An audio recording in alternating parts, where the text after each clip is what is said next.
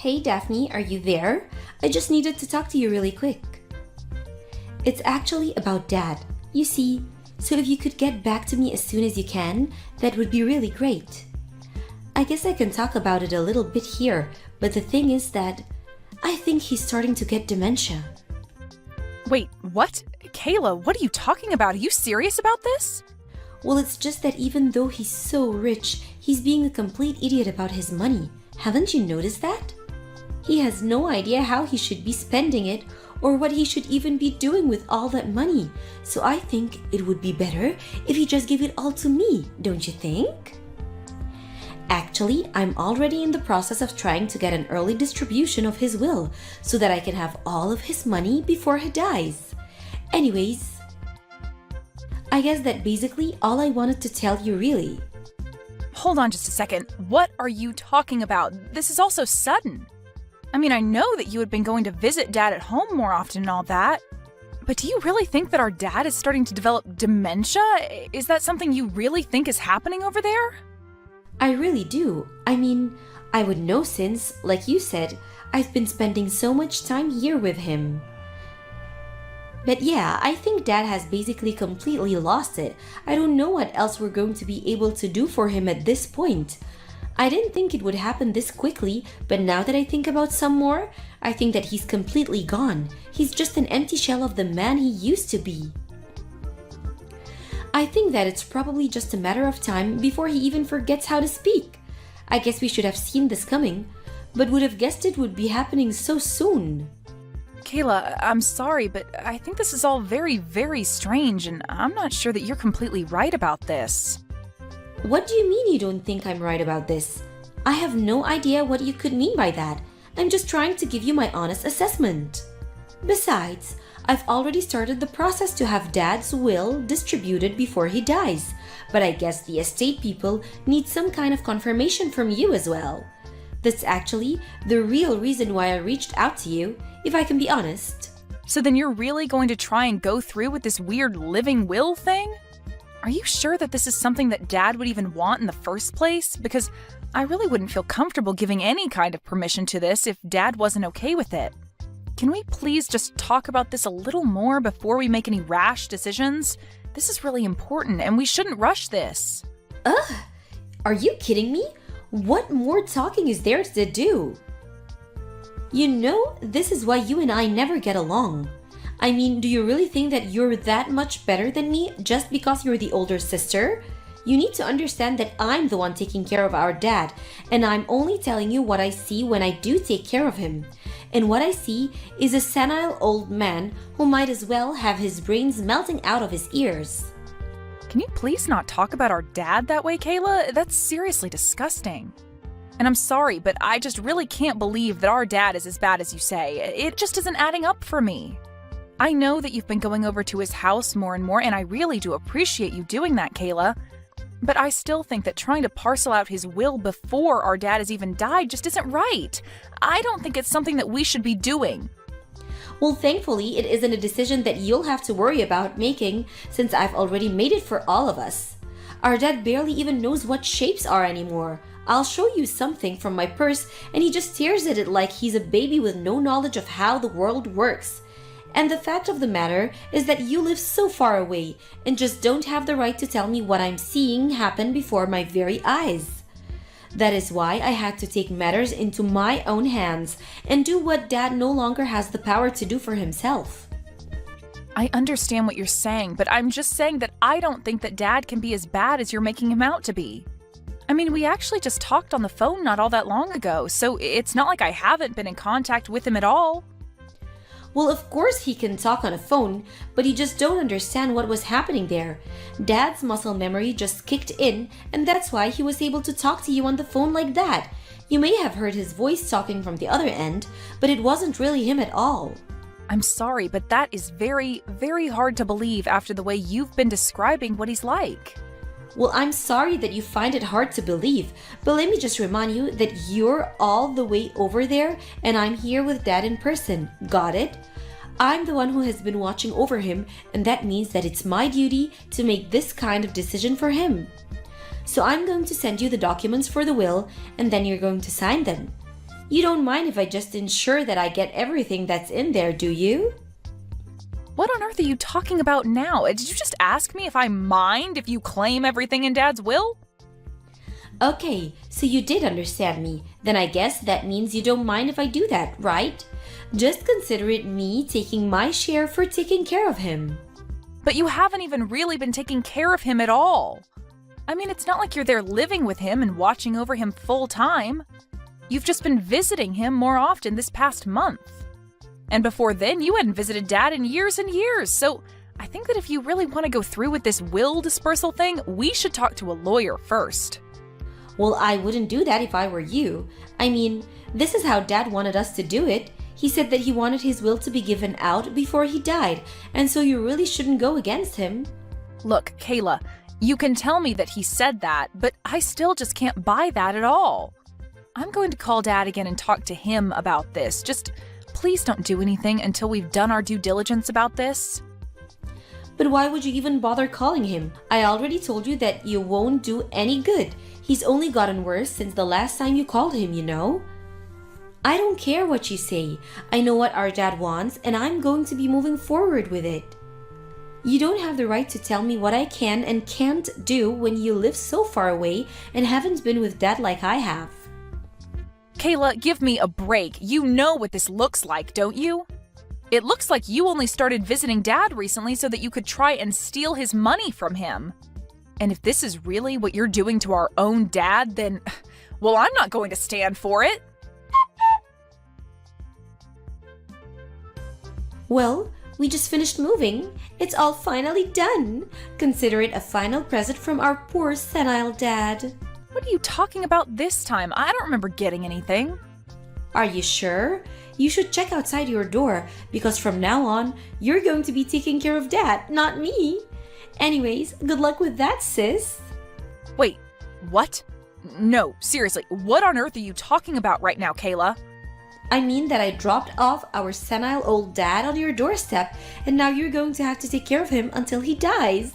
Meanwhile, I used up all of Dad's savings to buy myself a new big house.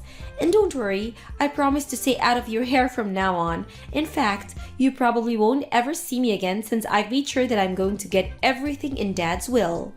I see. So that was what this was about after all then, wasn't it? You were always only ever after the money, weren't you? And now you're telling me that you found a way to get everything in Dad's will too? I tried to warn you that you shouldn't go through with that, but you just didn't listen to me at all, did you? I told you that I was only doing what Dad wanted me to, so I don't get where you get off telling me that I was wrong. Of course, then again, maybe I was wrong. He was so brain dead and mumbly by the time I dropped him off that he really could have been saying anything to me. Anyways, either way, he isn't my problem now. He's yours. So you're really just going to take all of our Dad's money and then just run away? You really are horrible, do you know that? It's clear that you were never ever intending to take care of Dad. You were always only ever after his money, and now that you have it, you just dump our dad on my doorstep and run off? And just what are you going to do about it, huh? Don't you know that I've already won? I've gotten everything that I needed from him. So don't waste your energy trying to scold me, Daphne. You both are horrible, you know that? I can't believe that your husband is also just sitting back and letting you get away with this. You're both just horrible. Well, I'm sorry, but can you really blame me for not having any more use for an old fart like Dad anymore? That's why I keep telling you that he's all your problem now. If you're really so upset over how I treated him, then you can deal with him now. Well, you should know that Dad is sitting right here next to me and is laughing so hard at you. What are you talking about? What is he laughing at? How can he even form a funny thought at the laugh at? Well, I got home a little bit ago to let our dad inside, and you really have no idea what you're talking about at all. He isn't even close to senile. He's as sharp as he's ever been. What do you mean? I mean that he's here and he's talking just fine. He's very lucid and active, and he's been telling me all about what you've been doing to him. Then I showed him the messages that you've been sending me, and he just burst out in laughter. Hold on a second. You showed our private conversations to our dad? What is the matter with you? Why would you do that? And just why shouldn't I have done that when you were going to leave him here and make me take care of him? But I mean, no, you don't get it. He's senile, but sometimes he has moments where he comes to. That's all. So just don't say anything to him because he still doesn't understand what's actually going on around him. Even if he says something about changing his mind, about giving me everything in his will, just know that he's not in his right mind at all, okay? The only person who is losing their mind here is you, Kayla. Dad says that he was never ever going to give you everything in his will. Wait, what? What do you mean by that? Of course I was going to get everything. This whole story you've been trying to sell me about Dad being senile was just one huge lie. He's as healthy as he's ever been. But now that I know that you've been lying, it just confirms everything that I had been worried about to begin with. You and your husband were in on this together just to try and rob our father of his money. You don't know what you're talking about. This is just one big mistake, I swear. Why are you even trying to cover for yourself right now? I already know that you were lying to me. It's all over. I know now that you were saying Dad was senile just so that you could try and fool me into going along with what you wanted. But it's over. I know what you were trying to do. I see right through you, and there's no point in carrying on this charade any longer. But I mean, he really was pretending to be senile? I swear it, unless Dad was just doing that to try and fool my husband. And I? Well, you should see the look on Dad's face right now. He told me you just hit the nail on the head. He knew that you were trying to steal his money, so he told me that he was pretending to be a bit slower to see just how far you would go with this. So you mean this is all just a big plot by Dad? And my husband and I just fell for it like that? I didn't know that Dad had that all in him. I can't believe that he would lie to us. I really did think that he was totally senile. But then, what about the documents for the will distribution? Those were all fake. Dad told his lawyer about his plan to catch you and your husband in the act and asked her to draw up some fake documents. But, as you can see, Dad was never senile at all. He's as sharp as he's ever been to pull off something like this. The only reason I'm telling you all of this is to save the embarrassment and trouble of trying to go and get any of that paperwork processed. So then, these documents are fake? Even though we got them from Dad's lawyer? But this doesn't make sense. I thought that I was going to get it all. I thought that all of Dad's money was going to be mine. Do you know how much money I've sunken into this scam? Oh, please, you said that you were paying for all of this using Dad's savings anyways, isn't that right? Although you should know that you have until the end of the day to move out of your house now. What are you talking about? My husband and I just moved here. We're not going to move out. This is our new home. Well, Dad called one of his colleagues and made sure to stop you and your husband from living there at all. What do you mean? What did he do? What could have he possibly done that is going to keep my husband and I from living in our new home? Well, he called the real estate office and had the name on the deed changed to his. After all, it was his money that bought the house. Wait, he put his name on the deed of our house? Can he do that? Is that even legal? I don't understand. I thought that I had everything planned out perfectly. How did it all come to this? I just explained to you what happened. The only thing that you need to know now is that you and your husband have until the end of the day to pack your bags and leave. And now that Dad knows what your plan has been this whole time, you should also know that he's decided to leave everything in his will to me. You're kidding me? You mean that I plotted so hard to try and make sure that everything in his will would go to me, but now it's all going to you instead? Does that mean that you're going to be getting all of his money before he dies like I was supposed to? Of course not. Dad and I talked about that, and I told him that I was in no rush at all. Besides, all those documents were fake anyways, remember? So there would be no point in me trying to use them. But you should know that because of this, Dad is going to cut you off and never offer any kind of support to you ever again. Wait, Dad is going to cut me off? How can he do that?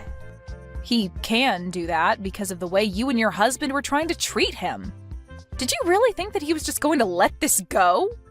And just know that I'm going to follow suit and never ever talk to you again as well. Of course, it's not like we were even that close to begin with, if I'm being honest. But I just can't even stand to have you in my life after what you've done. I mean, how could you even try to do this to your own father and to me, your sister? You are nothing but a horrible, selfish woman, daughter, and sister, and you deserve whatever comes to you. No, please! I really had no idea that Dad was just acting. I thought he was really going senile. I swear that I never would have done any of this if I knew that he wasn't senile and just his old self. Please, you have to believe me. You know that I wouldn't. All that tells me is that you weren't going to try anything because you know that you wouldn't be able to get away with it. But we both know that it had been years and years and years since you had last visited Dad. Then all of a sudden you show up at his door because you think he's getting a little too old? It was so obvious what you were trying to do. Did you really think you were fooling anyone at all? It's not like Dad was even pretending to be senile from the start. But you just assumed that was what was happening when he would forget something now and then. So knowing that you were planning something and that you had leapt to the conclusion that he was going senile, the plan basically just fell into place. But, I mean, so he really was just acting? He was never ever going senile at all? Are you serious? That's right. He was only acting in a way that he thought would serve to fool you further. He knew that you were not the kind of person who would ever return to live with their parents in their old age. But I mean, he didn't have to do that. That's so mean. It's not fair. We're family. We're supposed to be able to trust each other. How could he do that to me? I'm his daughter. How could he treat me this way? He's horrible. This isn't fair at all. You expect him to be honest with you when you were literally trying to rob him blind? That's really rich, do you know that? You literally left him behind the moment you thought you had gotten what you wanted out of him. Anyways, I would quit wasting your time texting me and tell your husband to start packing up.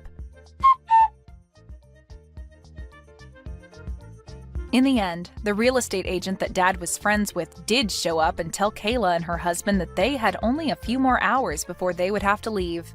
They were both in such a panic and begged for more time. But Dad was out of patience for their planning and told them to quit wasting their time and get back to packing. He was laughing all night about how he had fooled the two of them with his senile old man act. And with that, Kayla and her husband lost out on not only their new home, but Dad's inheritance as well.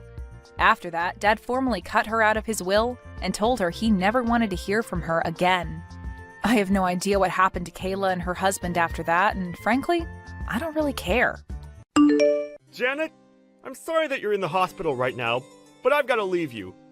Do your best with raising a little brat! James? What are you trying to say here? I don't get what you're saying at all. What do you mean you're leaving? Yeah, I can't do this anymore. I thought of just leaving quietly without too much of a hassle. But yeah, I thought it would leave a bad taste in your mouth either way. I've left you the divorce papers, so sign them up so that I can hurry up and get out of this marriage. Please. Divorce papers? I'm sorry, but I have got absolutely no idea what you're trying to do. You do realize that I'm in the hospital right now about to give birth to our child, right? Of course I get what's going on. But I have no intention of acknowledging that child's existence. I don't want it. Just try raising it on your own. I don't believe this. Are you being serious, James?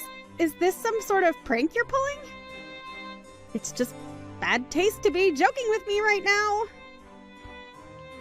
But this isn't a joke, Janet. You must know that. What? Why are you doing this?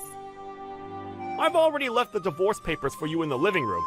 So fill it out, sign it, and file it at the courthouse, please. It would be much appreciated. Stop messing me about, James.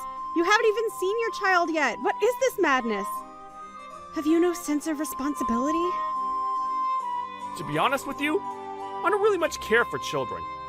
Just the sight of them makes me feel sick. You're kidding me, right? You don't like kids? It also makes me sick to know that you're giving birth to a child at the age of 42! If we think about this in a calming manner, you're an old hag having a child, Janet. What's it like to give birth at such an old age? What kind of child do you think this is? You think it's bad that I'm giving birth to this child? Plus risking my own life in the process? Look, I've had enough of all this crap. There, I said it clear and plainly for you. I'm going to get a divorce from you, so that I'm not with an old hag. Basically because I can't love a child that's coming from a miserable old hag like you. Now, wait just a minute there, James.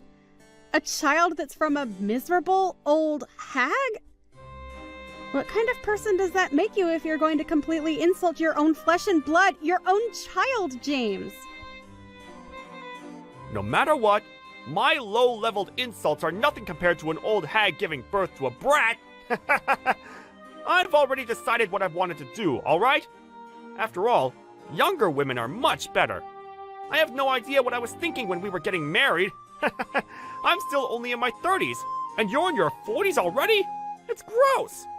I don't know how I managed to go along with that. I can't believe the things you're saying. I'm barely that much older than you, and I was in my 30s just 2 years ago. I can't help getting older as time goes by. It's a natural part about being a human. You've picked the worst possible time to be doing this to me. It's such a cruel thing to up and abandon me like this. Don't even worry about it. I'm just going to do whatever I want. If I'm being honest, I don't get why I married such an old hag in the first place. Next time, I'm definitely going to marry a younger woman. It's just going to be impossible for me to look after an old lady and a little brat if I want to be with a younger woman. If you think you're going to have trouble with raising the kid, then just get a live-in nurse. It's an impossible job for me to do. I really didn't expect you to be saying things like this. I thought you wanted a child with me and to be happy together. I knew that I couldn't do this when you found out that you were pregnant. Wait, what? You felt like this since then? That was almost 9 months ago. Well, I thought now would be a better time to let it all out. I thought that you getting pregnant at the age of 42 was just so wrong and gross. If an old hag was going to give birth to a little brat, I just knew I couldn't love you anymore. And so, I want a divorce. It's not right. Fine, I get it. Have it your way then. We can break up. Good job with bringing a child up on your own, Janet. You've stooped too low and I'm done with this conversation. It's impossible to deal with you right now. I'll file the divorce papers once I've signed them. Don't even think about contacting me again. I don't want to hear from you. With all this, you've given up all your rights when it comes to our child. I don't need anything else. I don't think this child is even mine. I think it's absolutely disgusting that you're having a child at your age. You're such an old hag, Janet. Goodbye, James. I never want to be reminded of you ever again. Please get out of my life. You don't need to even say anything. I'm out of here. I'll keep the checkbook that I left at the house. What? The money from the checkbook? You took it? Of course I took it. I'll take it as a parting gift for myself. On that note, I'll leave you to it. Take care of yourself. You can't just take the money as a gift. You're the one that should be paying me for all the things you've said and done. Nothing more you could say to me would change how low you've sunk in my book. Don't contact me again. I don't care about what you do anymore.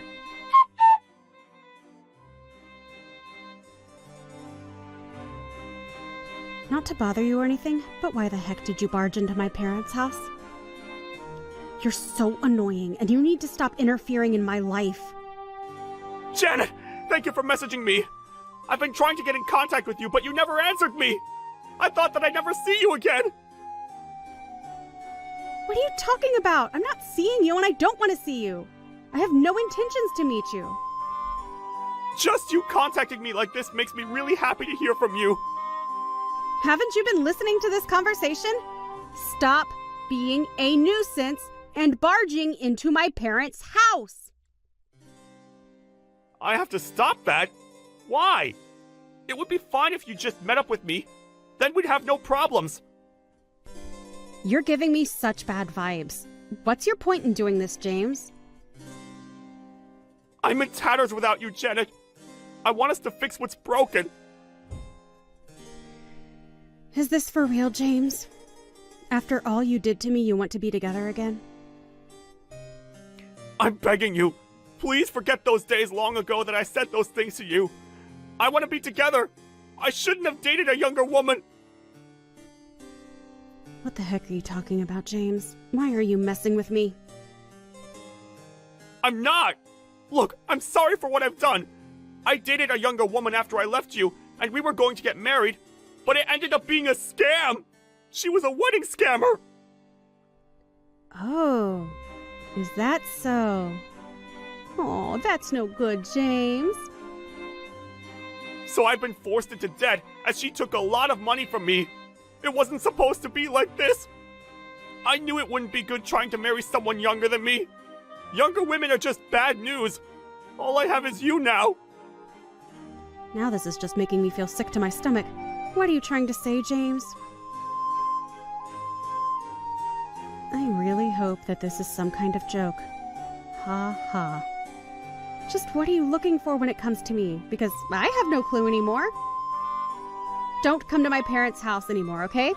Or I'll call the police and notify them about you trying to get in. Why would you do that to me? Please tell me where you're living now. I want to hang out with you. I'm good to go right now if you like. Excuse me? You want to hang out? I have no plan on meeting you, James. No way. I've been trying to find you for a while now, Janet. But you must have moved apartments or something. I didn't hear from you, so I was desperately trying to find out where you lived. That's why I went looking for you at your parents' house. Finally, you replied to my messages, and I'm so happy about that. I'm not happy about this at all, and it's just getting beyond annoying now. So would you please just stop trying to contact me? Okay, then we can just start all over again. Are you nuts? Why are you in such a good mood with me now? Oh yeah, let's just start over. No way. That's not how this works after how awful you were to me. I don't get it. Why not? I'm making amends for what I've said to you in the past. It was over 2 years ago, James. To me, you're just a disgusting ex-husband who abandoned me for a younger woman. It would be such a hassle and a nuisance if someone suddenly just started looking for me again. Which is what you're being, James. What makes you think that the opposite can happen and I take you back, huh? You're just a piece of trash that I want gone. What the heck, Janet? That's a bit of an exaggeration. Why are you being like this? You must be feeling lonely too, right? You're already 44? I'm talking to an old hag who's lonely and nobody cares about. I know that you were waiting for me to contact you. That's why I'm saying let's start all over. Don't you understand how kind I'm being right now? You still have these types of misunderstandings for me just like before. You haven't changed one bit. Just because I'm older than you doesn't mean you can look down on me as something that doesn't sell. Why do you think of me as leftovers? Don't you remember how you broke up with me 2 years ago? What? I don't get what you mean. Around the time I was about to give birth to our child, you said a downright cruel thing. You said that you can't love a little brat that an old hag gave birth to. You abandoned a mother and daughter, all for a younger woman that you were running after. And you're really still trying to get back together with me, even though you deceived me. Are you paying attention to the reality of all this? You're so certain about what I said to you. But I wasn't being that serious about it, Janet. I didn't have any confidence at that time, so I accidentally said those cruel things to you when it came to expressing my feelings. I really regret it, Janet. Even if you regret it, it's got nothing to do with me now. If you regret what you said, then why don't you reflect on it so that you'll do better next time? It's too late with us. There's no next time for you and me.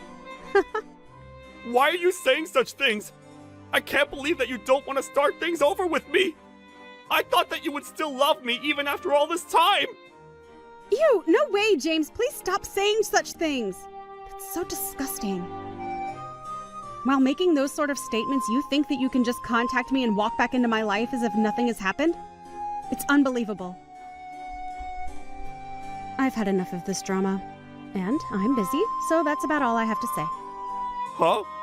Why are you busy? I can't do anything more for you. I refuse to. Find the right girl on your own. I don't want to be with you. Well, there might not be any woman on this earth who would be a perfect match with you. How could you say something like that to me? And you thought I was cruel? Don't you like me anymore? Naturally, I don't from the messages I sent you. You're a garbage of an ex-husband. Are you still working? What's that got to do with anything we've talked about? You're on a good income, aren't you? It doesn't matter if I'm unemployed and we're together, right? I'm not surprised at this. I'm not going to take you in just because you don't have a job. What am I supposed to do about you not having any money? I can't believe what you were trying to pull out of a hat to try and get with me again. I'm busy with my own life here, and you're a complete stranger to me. I don't want to be anywhere near you. But we have a child together, Janet. I'm that kid's parent too, you know. We should be raising this child together, as a family. You have no rights to this child, James. Did you forget that you gave up on all rights to the child when we got divorced? Rather, that you didn't even recognize the child as your own. I had to do the complicated matter of submitting a birth certificate and divorce papers at the same time. It was such a hassle, especially with how I was feeling at the time. But somehow, it all worked out, and you have no rights to my daughter. After that, I got married again, and now my husband has adopted my daughter as his own. Excuse me? She's got a new father? Why did you get remarried without my permission? How come you didn't tell me? Why do I have to tell you something like that? Maybe it's because you're my ex-wife? That's exactly right. You're a stranger to me, and it's not right for you to say that. So, with that, I would like to claim back the money that you stole from me before, please. What are you talking about? What money I stole? I don't know how someone can forget about stolen money. Even if the person who hurt you forgets, the person who got hurt always remembers. That's what we need to deal with now. I won't forgive you for what you've done to me, and I don't want anything to do with you anymore. I won't forgive you unless you stop causing trouble with my parents and with my little family. Janet, please don't be like this. I want to start over again with you. I want to fix the mistake I made 2 years ago. I'll do my best to improve things between us. Let's move forward in life together. I refuse to do all of those things with you. I have no intention of starting over with someone who has failed me once before. I'm really happy now. Getting a divorce from you was one of the best decisions of my life. Ha ha. And that's that with me? What did I even do that was so utterly terrible? At least can you lend me some money? Do I have to visit your parents' house again? Fine. If you're really going to be that way, I'll tell my parents the next time you come round to theirs so that they can go to the police. What? You're involving the police now? You're not going to do that to your ex-husband, are you? It's up to me what I decide to do, and that's what I'll do to keep you away from me and my family. I'm completely cutting ties with you, James. Don't expect anything from me. I don't want to be bothered again in the future, and I never want to see your pathetic face ever again. If you're going to say something more troubling than this, then we're going to take some serious measures against you. You better remember that. Now hold up a minute. You're taking what serious measures against your own ex-husband? Just so you know, my husband's a lawyer. So if you do anything that pushes my limit, my husband could get involved, you see? If you don't want that to happen, then I would just live a quiet life while you look on your sad and pathetic reality. See you later, you piece of crap! You know how you used to call me an old hag? You're old enough now to be called a miserable old man.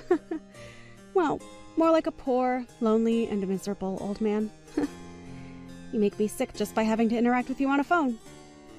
Don't contact me ever again!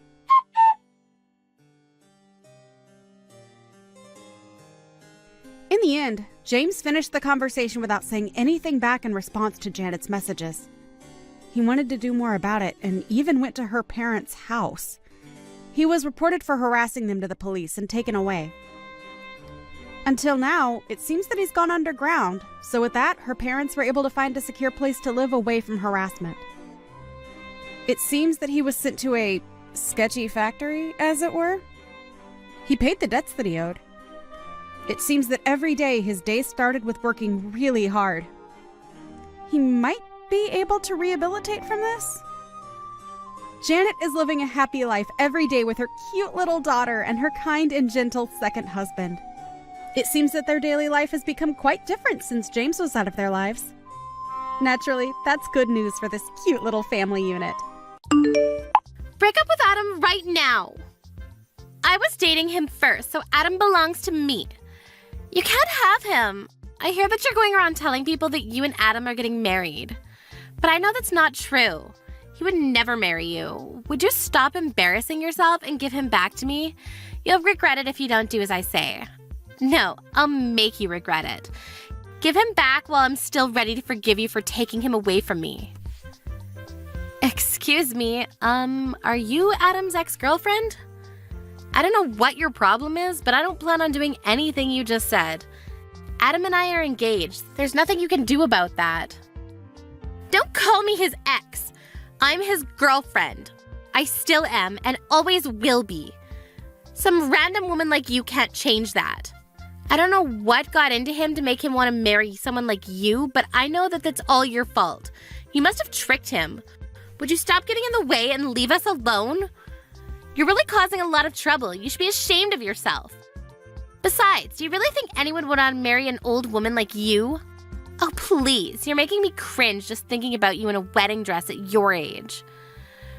Hey, don't get ahead of yourself. I understand that you're upset, but that doesn't mean you can be childish. Adam chose me. Accept that. I didn't do anything to trick him. And if anything, you should be embarrassed of yourself making a fuss when Adam's already made his decision. There's no point in getting hysteric just because you're not the one that he's going to be marrying. Sorry for being an old woman, but Adam chose me despite our age gap, so tough. Anyway, why do you care how old I am? I'm still in my 20s. How can I lose to an old woman like you? I'm younger and prettier.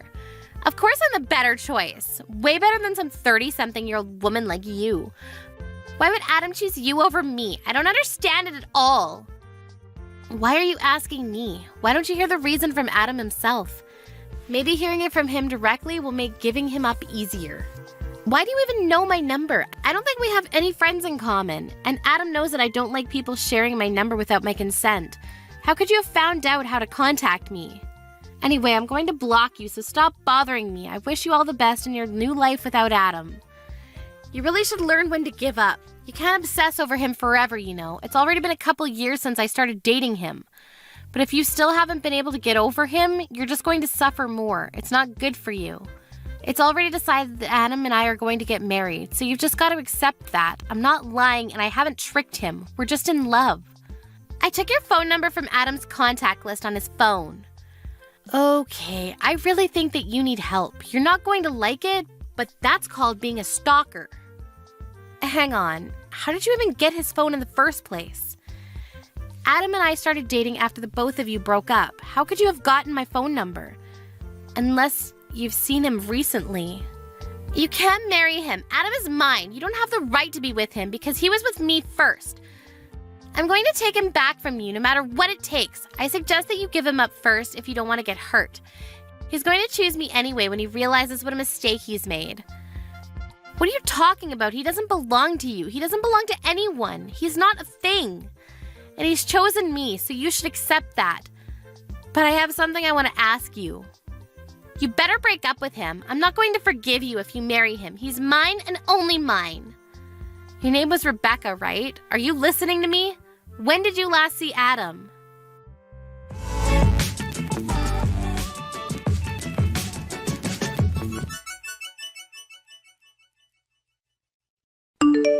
Martha, sorry. I know you're gonna hate me for doing this again, but I was suddenly asked to attend a business meeting with a client at work, so I can't see you tonight.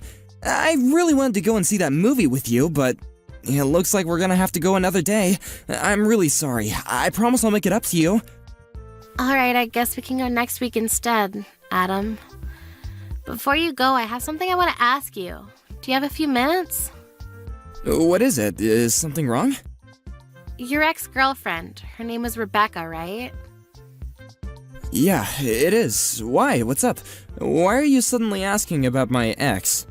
She messaged me yesterday. I tried to ignore her, but she was being really persistent. But I was wondering how she got my number in the first place. Did you tell her? What? Rebecca messaged you? Seriously? What did she say? She told me that she took my number from your phone. But she could have only done that if you've met up with her since we started dating. Have you? I thought you said you didn't want to see her anymore. Of course I haven't met her. You can't believe everything she says. Don't you trust me? She's just trying to make you suspicious of me so that she can try and break us up. Don't you remember me telling you how obsessive she was? She was really dependent on me for everything and was jealous all the time.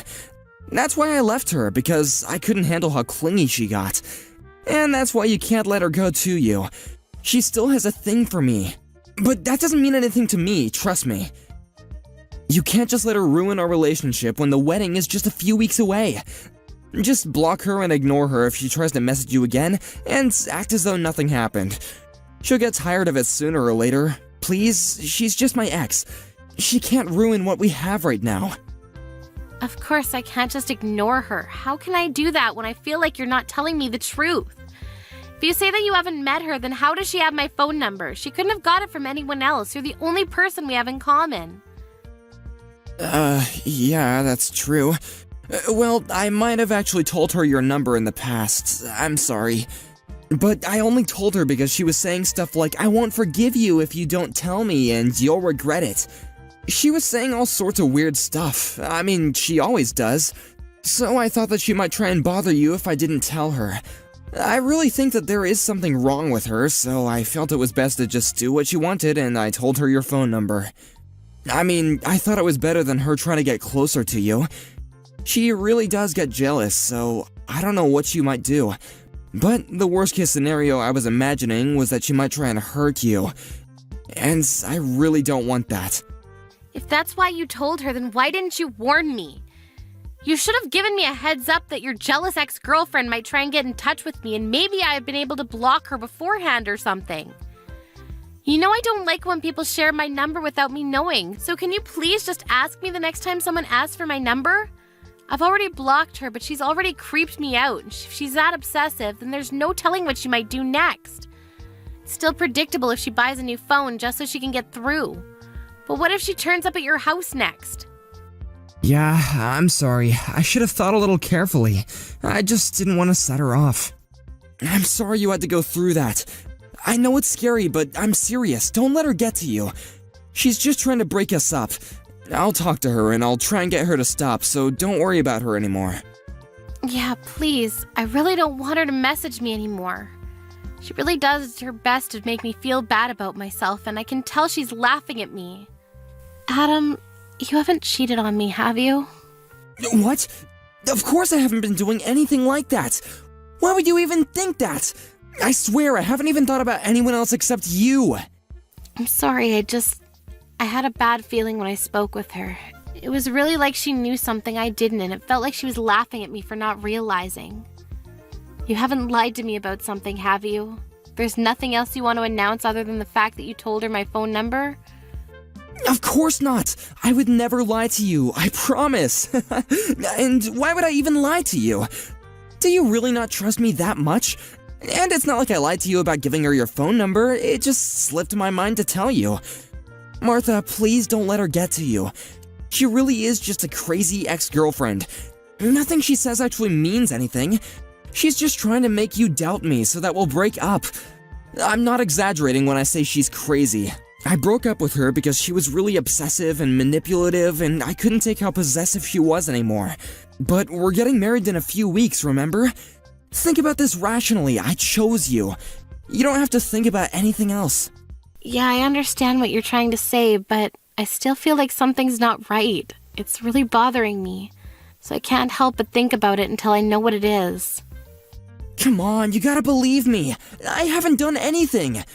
Why would I? We're gonna get married. I'm going to become your husband. What are you going to do if you can't trust the man that you're gonna spend the rest of your life with? We can't enjoy our married life if we don't have a relationship built on trust.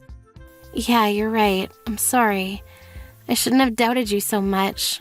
I'll try not to think about it. I'm probably overthinking things anyway. I'll just focus on the preparations for the wedding. Sorry I bothered you with something so stupid before your meeting. Don't worry about me and do your best. We can go watch that movie another time. Oh yeah, I will. Don't worry, just trust me. I'm sorry about the movie too. I'll make it up to you. We're still going to have dinner tomorrow, right? Yeah, I'll see you tomorrow.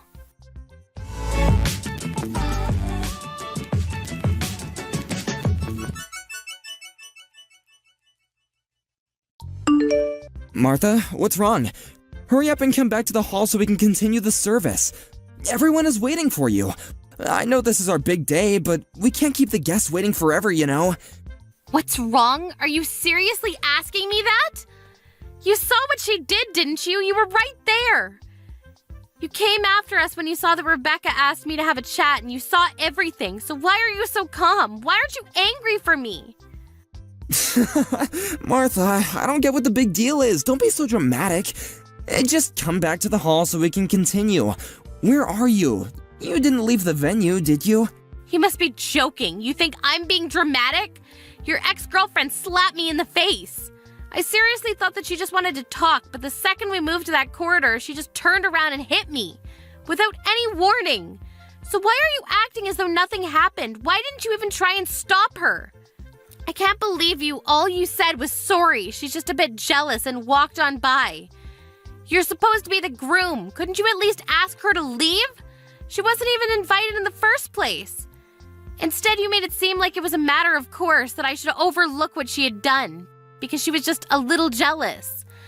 Why should I care if she's jealous? That doesn't give her any right to hit me. To be honest, I'm panicking because of how ridiculous this entire situation is. I'm not in any state to return to the hall. Oh, come on, Martha. Don't be like that. Why are you making such a big fuss out of this? I said I'm sorry. It wasn't even me that hit you. She really was just a bit jealous, that's all. You should just loosen up a little. How can you say that? I don't even understand how you can actually say ha ha ha like it was just a joke or something. She actually hit me. It's assault. And come to think of it, you were smiling earlier too when you passed us by. You didn't even look that shocked that she hit me. You may not understand, but this situation is a lot more serious than you think. Yet here you are trying to make it seem like it's not that big of a deal at all. If anything, you seem pretty happy. Am I wrong? Of course I'm not happy, but I don't think that it's such a big deal. And I was actually pretty surprised. I didn't know stuff like this actually happened outside the movies. I guess this is what people call a catfight, huh? And I didn't know that Rebecca was that jealous. I really am sorry, seriously. I don't know what got into her, but I don't think she'll do it again, so don't worry. You don't seem very sorry at all. You seem like you're really enjoying this. Did you know that she was coming? I mean, I definitely didn't invite her, so you must have been the one that told her the date and address. And now your ex-girlfriend's come and crashed our wedding. You're enjoying the fact that she's gotten jealous of the bride. Must be fun to imagine that there are two women fighting over you, but she crossed the line. If you were half the man I thought you were, then you should have stopped her. But you only laughed and made excuses for her. You must be kidding if you really think that this situation is for your entertainment. Martha, I'm not thinking that at all. But seriously, I just think that you're making a big deal out of nothing. I was just laughing because I was surprised, I swear. I'm the one that was surprised. I was surprised that someone would even hit me. And I'm shocked that you were a complete bystander. You're acting like it was none of your business. You're supposed to be my husband. Don't you feel anything if your loved one is treated like that? I'd understand wanting to leave us to it if we were just arguing, but she resorted to violence and you didn't lift a finger. You liked that she was jealous enough to hit me. Why are you so angry? Like I told you, it's not like I was the one that hit you. And today's supposed to be a special day for us. It's the biggest day of our lives. Don't ruin it by getting pissed off just because Rebecca got a little jealous. You may be older than her, but you've still got a long way to go before you grow up, Martha. Excuse me? I'm the one that needs to grow up? You're saying that to the woman who got slapped in the face. To your wife. And what are you still laughing about? This isn't funny. Calm down, Martha. You don't have to be that angry. You're being really dramatic over a slap. I just don't want you to make a bigger deal out of things than what's necessary. And you're going over the top. We're supposed to be celebrating, so by getting into a really angry mood, You're just being all childish and ruining everyone else's happy mood. Can you just hurry up and sort out your attitude because everyone is waiting? How about you tell that to your ex-girlfriend? And by the way, it wasn't just a slap. She slapped me twice. Why am I suddenly the bad person? I hate to make our guests wait, but I think they'd give me a break if they knew what happened. Do you really think that there's a point in telling her? She's still in love with me. She can't help but be jealous. She must have come to the venue knowing that she would have to have a showdown with you. You gotta hand it to her, she has guts. But too bad for her. I'm already yours. Anyway, she just got a little bit jealous and slapped you, that's all. Let's just forget about it and get on with the ceremony. Come on, stop pouting and come back to the hall. Or just tell me where you are. I'll go and collect you. Don't worry about that. I've already called my lawyer. What? Why would you do that? No way. You're actually asking me why? Because of you and your ex-girlfriend, that's why. I've had enough. What are you talking about? Why would you have to call a lawyer? Let's calm down and talk about this first. Don't make me laugh. It's already past the point where we can just talk this through. You don't care about how I feel about the situation. You're enjoying this. I want my lawyer to help us deal with this. We can make plans to meet all together someday. Right now, though, I'm going to meet with her and explain the situation. You can stay in the hall if you'd like, but either way, the wedding is canceled. I'm not coming back. What? What are you talking about? You can't just decide that without me. I'm really going to get angry if you keep on making stupid threats like that. Martha, are you listening to me? Hurry up and come back to the hall so that we can continue the ceremony. We're all waiting for you. You're just gonna annoy our guests if you don't hurry up. Shut up, Adam. I'm not going to marry you. Accept that. What? Did you just tell me to shut up? So what if I did? You need to listen to what I'm saying. It seems like you don't understand how serious the situation is. So I'm going to explain it to you. Even before today, your ex-girlfriend was threatening me, sending me messages incessantly, and was already doing things that could be considered stalking. And today she's finally crossed the line and assaulted me. Do you understand what that means? Well, if you have to say it like that, then yeah, it sounds bad. But you really don't have to be that harsh. She really is in love with me, that's all. But she couldn't help it. You're just exaggerating. Yeah, it sounds bad because it's a crime. And yet you think that I'm exaggerating. I'm talking with my lawyer right now and I'm going to show her this conversation, so maybe you should take care with what you say. Yeah, you're exaggerating. You've called a lawyer. How dramatic can you get? Martha, why don't you just come back to the venue and let's talk about this? You don't need to bring your lawyer. We can talk about this without her. There's no need to go that far. I don't know about you, but personally, I want a lawyer. This is assault, and now she's actually gone and hit me. Her threats are much more worrying. I don't want to just leave this problem undealt with and suffer something much worse down the line. I want to talk to someone who won't pass my worries off as me being dramatic. Yeah, alright, I get why you want a lawyer, but are you serious about the wedding? You're going to cancel it? Have you finally realized how serious this situation is? I hope you have, because that's how serious I am about canceling the wedding. I regret that we ended up wasting our guests' time, but it's over. From now on, I want my lawyer to be our middleman, so if you want to contact me, you'll have to do it through her. We'll have to talk about this face-to-face sometime, so I'd like you to bring your ex-girlfriend when we do. Of course, I plan on reporting this incident to the police, so you'll have to be prepared to be questioned, and don't think about lying to defend your ex. I've already asked my parents to check with the venue regarding their CCTV, and apparently they'd be happy to give us a copy. What? Are you really going to cancel the wedding? I can't believe it! Your parents are starting to make an announcement, and you want to do this? I can still stop them. Wait, they're telling everyone what's happening. Martha, think about this. Are you sure you want to cancel this wedding? You can't undo this. Of course I'm sure. Is there a problem? Because I can't think of a good enough reason to continue it. I'm going to cancel the wedding and I don't plan on rescheduling. What are you talking about? You don't plan on rescheduling? Does that mean that you don't want to be married? Martha, are you out of your mind? Just because my ex-girlfriend did something stupid doesn't mean that you have to go this far. Why do I have to get punished by something she did on her own? Are you actually going to pretend that our marriage never happened? I don't get why you have to do that. You're going way too far. Martha, calm down and think about this. This isn't a dream, and you can't undo this when you realize that you made a mistake. This is reality. I don't understand what you're trying to say. You're the one that needs to calm down and look at what's going on a little more rationally. Of course I'd want to cancel our wedding if I'd been treated like this. I'm just glad that you didn't insist that we go to file our marriage certificate at the registers before we had the ceremony. Saves me the trouble of having to go through a divorce. What? You haven't even gone through the registry office? I thought that you'd already given it a day before yesterday when we signed it. No, I haven't. I never said that I would file it on the day either. I just kept it with me. I told you I had a bad feeling when I spoke to your ex-girlfriend, remember? You told me to forget about it, but I already decided that I wouldn't file it until I found out why. What bad feeling? I don't remember you saying anything like that. You're just imagining things, so forget about it. And I'm telling you, I did. The way you tried to steer me away from thinking about it then was suspicious too. Well, it turns out it wasn't just my imagination. I was right to doubt you. I thought I could forgive you for what you'd been doing, but being slapped by your ex-girlfriend actually helped to wake me up. Plus, you couldn't even stop smirking when it happened. You didn't try to stop her. You didn't try to defend me.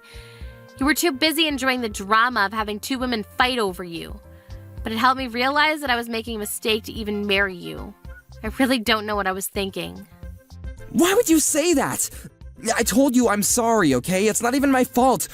But I'm still being really sincere. The least that you could do is try and rethink canceling the wedding. No, thank you. I'll stick with my decision and send you a bill for the wedding costs and compensation. Adam, you can think that I'm stupid. I already know that you've been cheating on me. This is completely your own fault. We're finished, and you're going to pay for it. Wait, what? What are you talking about? You're going to ask for compensation and make me pay for the wedding alone? Even though you're the one that canceled it? I canceled it because I can't marry a lying cheater like you. I'm going to demand the compensation I'm owed, and your affair led to the wedding being canceled, so you're going to cover the full costs. Don't even bother asking me if I'm sure. I'm not going to change my mind, and I'm not going to marry you. Why don't you enjoy the rest of your life with the woman you were cheating on me with? Oh wait, you were cheating on me with Rebecca, right? I'm sure you'll be very happy together since she can't accept you marrying anyone else, and you're happy to defend her actions. You'll be perfect for each other. Wait a minute, so our relationship is actually over? You can't be serious! Please stop making weird threats, Martha. Why would I want to marry anyone else? I love you. I only love you. I don't want to break up. Please don't cancel the wedding. You don't have to go that far. The guests all have left, but we still have the ceremony. Ask your parents to get the priest to come back. Stop messing around, Martha. Let's get married and make each other happy. You're just overreacting. You must be joking. I've already made up my mind. I'm not coming back to get married. Who would want to marry an asshole like you? You're saying that I'm the asshole here? You're the one that suddenly decided to cancel the wedding without warning me. Says the man that was cheating on me. You may have thought that you did a good job hiding your affair from me, but unfortunately you'll have to do a better job if you really don't want to get caught. Finding out about your affair was enough of a reason to want to cancel the wedding, but I thought I should give you a chance, and went on with it. For some stupid reason, I thought that once we were married, you would give it up and finally choose me.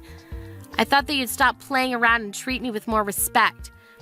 When your ex-girlfriend hit me and you didn't do anything, I realized that you would never change. You're always going to be this self-interested, self-centered jerk. I can't imagine how things will go for you down the line if you continue to act like this. But why should I worry about you? It's none of my business anymore. I'm not marrying you, and that's final. We're over. All you can do from now on is talk about how we'll settle the compensation. I'd rather get it over and done with today, so let's talk. That's the only reason why I'm coming back to the venue. Wait, Martha! This is all just your misunderstanding. I was never serious about Rebecca. It meant nothing. Please, Martha, tell everyone you made a mistake. My mom and friends are really angry. They're all sending me messages and they sound really pissed about me for the affair. Please, I'll tell you the truth. I'll explain why this all happened. Tell them you made a mistake. I don't know where you're hiding, but you better come out soon. I want us to talk with my lawyer. I want to get the compensation and stuff sorted out as soon as possible so I don't ever have to talk to you ever again.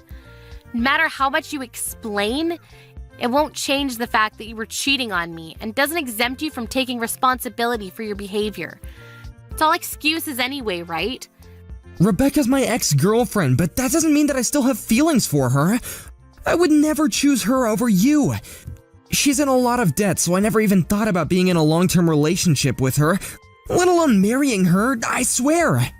I didn't want her to get dependent on me, so I was trying to put more distance between us. But she was really persistent, so I couldn't help but go out with her when she asked me to. I was sleeping with her so that she wouldn't ask for any more. It wasn't anything serious. But then she started thinking that I was still in love with her and wouldn't let me end the affair when I asked her to. She just kept on asking when our next date would be, even though I tried to tell her that I couldn't see her anymore. I was planning on ending it before the wedding, but she wouldn't listen to me. I really had no choice. It's not my fault, Martha. You've gotta believe me. I tried. Typical. That's the exact same excuse every other asshole on the face of the earth makes when they've had an affair. You try to make it out to be someone else's fault, but it's really all your own responsibility. The excuses you made are also pathetic. It's embarrassing. I'm shocked you have the nerve to say all that and think that I still want to be with you. It seems that you were hoping you could hide your affair and get married with me none the wiser. But now that I've dumped you, I guess your evil plans have exploded in your face. I almost pity you. I can't imagine how disappointed you must be to lose me, but I feel great knowing that I was able to avoid what could have become the worst mistake of my life. Martha, please! I don't want to break up. I'll do anything to make it up to you, please. Some of our guests were colleagues from work, and some of them were my managers. If you do this, it'll affect my work life too. They all heard your parents' announcements, and they all told everyone at work too. It's gonna be really embarrassing for me to go back to work on Monday. Come on, you've gotta tell them that it was a misunderstanding, or else it'll be really awkward when I see them all next. Please forgive me, and I'll take back the announcement if you come back to the menu. Let's call all the guests back and have the ceremony. I don't think there's any point. Do you really think you'll have a job to go back to on Monday after this? What? Why would I lose my job?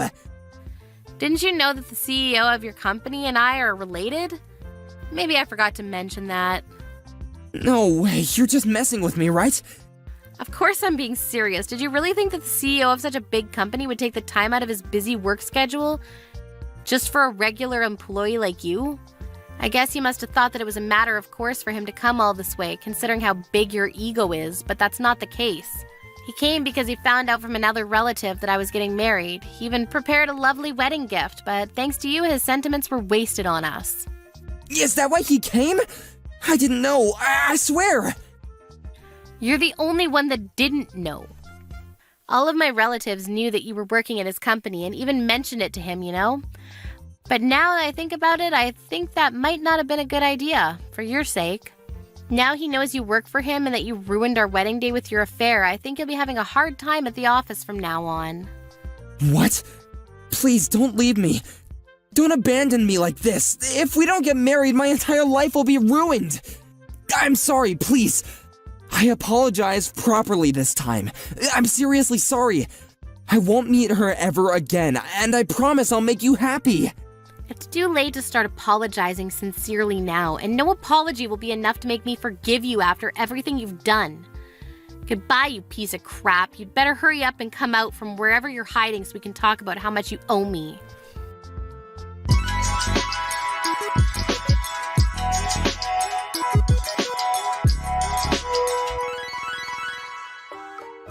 In the end, the wedding ceremony that Martha and her entire family had been looking forward to became a discussion between Martha, her lawyer, and Adam. Some of Martha's angered family were also onlookers to the meeting, and for Adam there was no way to escape the living hell of insults and reprimands he got. On top of that, the colleagues that had been invited to the wedding all ended up spreading rumors about what Adam had done. So Adam returned to the office the next Monday to find that the atmosphere was icy cold. Nobody could believe how selfish he had been, and all the colleagues he had gotten on so well with up until now would no longer speak to him after hearing about his attitude towards his fiancée. For better or for worse, the CEO decided to have Adam demoted, and he was sent to work in a branch office in another part of the country. Adam had no choice but to accept the transferal if he wanted to keep his job, especially since he had only just been ordered by court to pay Martha compensation. He also had to reimburse her for the wedding fees, as well as pay the venue the cancel fee. By the time he moved states, he was already deep in debt. Thanks to everything that had happened, he was struggling mentally, but it was nothing in comparison to the way Martha had suffered when she found out about his affair. Adam finally realized how stupid he had been and what he had lost when it occurred to him that all he had left was a dependent and possessive lover that was drowning in just as much debt as he was. People say that we only know the true value of something once it's been lost. It seems Adam finally learned that lesson the hard way when he failed to appreciate Martha. His realization came far too late, but he's only got himself to blame. Unbelievable. You're actually alive? I mean, really? It's almost like a plot twist out of some twisted soap opera. I heard the rumors about you, but I thought they were exaggerated or perhaps even fictional. I couldn't believe that someone like you, with everything that happened, would still be around. You know, it's almost comedic how you've managed to stay afloat despite everything. It's like watching a poorly scripted reality show where the protagonist just refuses to be written out. Are you seriously getting by on this country's dime? It's almost like a punchline and a cruel joke. I was genuinely scared at one point, thinking you might have stumbled upon something that you weren't supposed to see, something that would unravel everything. You know how secrets can be. They have a way of biting back when you least expect it. Who would have thought? The so-called worthless stepmother who married Dad just for his money is still kicking. It's like watching an underdog story, but without the charm. Long time no see, Gracie. It's been ages, hasn't it? Time really flies, doesn't it? Feels like a lifetime has passed since our last encounter. I still remember the last time we met. It was filled with tension and unresolved issues. How have you been managing all these years? From the way you're talking, it seems like you're as lively as ever. I have to hand it to you for maintaining that spirit. It's almost admirable in a strange way. I'm sorry to disappoint you, but I am still very much alive and kicking. And if you can believe it, I might actually be in an even better place now, thanks to all the mess you and your father created. It's almost poetic how things turned out, that sometimes chaos can lead to unexpected success. It's like the universe decided to give me a second chance, and I seized it with both hands. Hilarious. You actually took the time to respond? No, I wasn't expecting that. I figured you'd have more important things to do, or maybe not even be around. So you really are alive. It's almost like a plot twist in a drama. Good for you. It's interesting how this country shows such kindness to the weak. Even people like you, who seem to be nothing more than brainless trash, get to live off welfare. Isn't it ironic how the system works? It's like the more you're down on your luck, the more the system seems to prop you up. It's a system that rewards dependence rather than initiative. But then again, the world has always had its fair share of ironies. Isn't that a bit harsh? Well, it's true I've received some support from the country in the past, but I don't think it's fair to label me like that. I did what I had to do to get by. I didn't ask for sympathy or charity, I just made use of the resources available to me. The system may be flawed, but I've done my best to navigate it responsibly. It's not about taking advantage, it's about surviving and making the most of what's available. It's people like you who are dragging this country's economy into the ground, living comfortably on welfare without actually contributing anything. Meanwhile, honest working people are struggling with high taxes and living in poverty. You welfare recipients are nothing but a burden on this country. You think it's fair to generalize like that? Not everyone who gets support is living a life of luxury. Many people, and myself included, use that support as a stepping stone to something greater. It's not about being a burden, it's about finding a way to thrive despite the circumstances. Huh? What do you mean by that? What are you talking about? Don't play dumb, I know all about it. You're on welfare now, aren't you? It's quite the joke. It's almost like you're living a lie, pretending to be something you're not. Get a job at your age. This country doesn't have money to support lazy people who just want to slack off. You have no idea what it's like to work hard for something.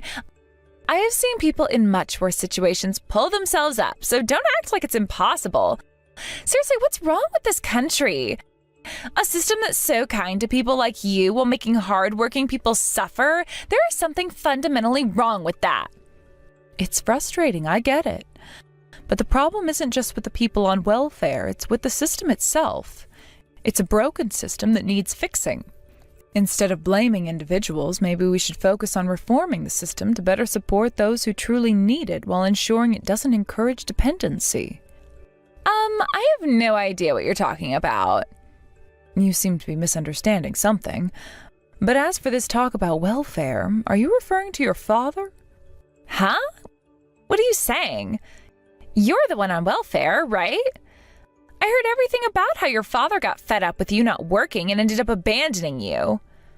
The story you've heard is incomplete and biased. There's more to it than what you've been told. I'm the one who got fed up with your father and initiated the divorce. In fact, I'm currently thinking of buying 4 high-rise apartment buildings. I've turned my life around and am now in a position where I can make significant investments. What? No. I won't believe such an outrageous lie. If you're going to lie, can't you come up with something more believable? You're quite the storyteller. It's not a lie. It's the truth, even if it sounds unbelievable. I've worked hard to get where I am today. Anyway, I don't need you to believe me at this point, so you can think whatever you like. I don't know what your beloved papa's been telling you, and I have no interest in interfering. I'll just say this, you're mistaken about me. That's all I have to say. If you choose not to believe it, that's your prerogative, but it doesn't change the facts of my situation. Wait, are you serious? Aren't you the one on welfare? And didn't Papa abandon you because you wouldn't work despite being healthy and now you're living on welfare? I'm telling you, that's not the case. Even if your papa was a great wealthy man, I don't want to entrust my life to others. I chose to work for myself. It's a matter of pride and self-reliance.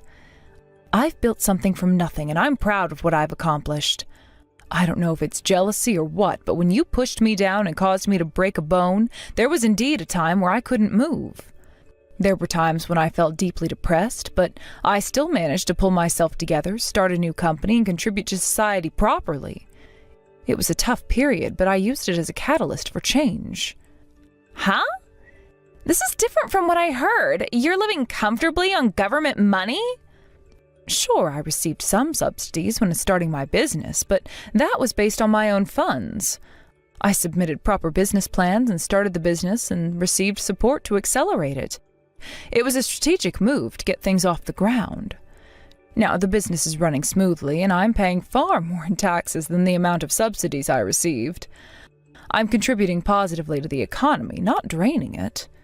It's a turnaround story that shows what can be achieved with determination and hard work. What? The scale of this conversation is too big for me to follow. Wait, you're saying you own a company? Is that where you're starting from? I'm telling you that's the case. I'd been operating on a small scale before, but now I've started a new company and it's going well. It's been a journey of growth and adaptation. So, is it true that you own 4 high-rise apartment buildings? Why would I tell such a useless lie? What would be the point? It's not a lie, it's a reality. I've invested wisely and managed to acquire several properties. It's a testament to my success and hard work. And as I said earlier, I don't need you to believe me, so I'm just telling you the facts. My achievements are my own, and I don't need validation from anyone. When you say high-rise apartments, they're not that impressive, right? Tell me which high-rise apartments. I wonder what you consider not impressive. For example, that the new high-rise apartment in front of the station is one of the properties I own. It's quite a prime location. There's also another in the heart of the city, which is known for its luxury amenities. Wait, are you serious? Well, that's just one example. I own several others across different areas. It's not just about owning properties, it's about creating value and contributing to the community. So I'm not as financially troubled as you might think. And I'm not living dependent on the country or a husband. I've made my own way and built a successful business from the ground up. It's been a rewarding experience, and I've gained a lot from it. I don't know what your father's been telling you, but the one who can't live without relying on the country is your father. It's clear he's struggling, especially if he's been making such claims about me. He might be projecting his own issues onto me. Is that so? But Papa said he divorced you right away. I heard you were a worthless person who wouldn't work properly. What are you talking about? The one who doesn't work is that man. Even when I tried to assign him work, he wouldn't do it properly. He was a drain on my resources. And when I broke a bone, he blamed me for the work not getting done. Moreover, even though you caused that fracture by harming me, he blamed me for not taking care of my health daily. It was a complete nightmare. I got fed up and divorced him. It was a decision made out of necessity, not convenience. Huh? This is completely different from what I heard. Papa's on welfare, but I just started university. How does Papa intend to pay for it? How should I know? Discuss that with your beloved Papa. You're the one who cut ties with me, right? I'm no longer involved in that part of your life. Besides, I've already divorced your Papa, so I have nothing to do with you guys anymore. Whatever happens to you from now on is none of my business. I'm focused on my own life and my own success. So let me say this again. Don't ever get involved with me again. I'm sure Papa has a plan. He wouldn't tell such lies. Would he? Being on welfare means he probably doesn't have savings and isn't earning much money, so I wonder if he has enough money for you to attend university. It's ironic how the roles have reversed. He's the one who's struggling, while I've managed to thrive despite the odds. No way! Surely you'll help me if something happens. What an incredible turnaround. You broke my bone, and now you're saying surely? I have absolutely no reason to take your side. It's a turn of events that even I didn't anticipate. That's because I didn't know. An old hag like you marrying Papa at that age. I thought there was no benefit other than swindling money from Papa. It's understandable to think that way based on what you knew, but it's more complicated than that. I just played a little prank. A little prank that breaks someone's bone is pretty serious. Maybe you should reflect on your actions. It wasn't just a prank, it was a severe action with long-lasting consequences. You're messed up as a person, so you might want to use this opportunity to fix that personality of yours. Self-improvement is a continuous process, and I've worked hard to better myself. But I can't. Well, it's none of my business, so do whatever you want. Don't say that. If that's the case, you can marry Papa. Remarry him, then you can live happily with Papa again. Everyone's happy, isn't that great? What happy remarriage? That man, after marrying him, his personality completely changed, and it was terrible. He barely worked, but complained all the time. And when he came home, he just lounged around playing with his smartphone. I was exhausted from work and the fracture, so I asked him to help with housework, but he insisted that housework is women's work and shouldn't be done by men. It was a constant battle. I had to manage everything on my own. It was a losing battle. Well, that's why I left the house early. It was clear that staying would only lead to more frustration and resentment. I see.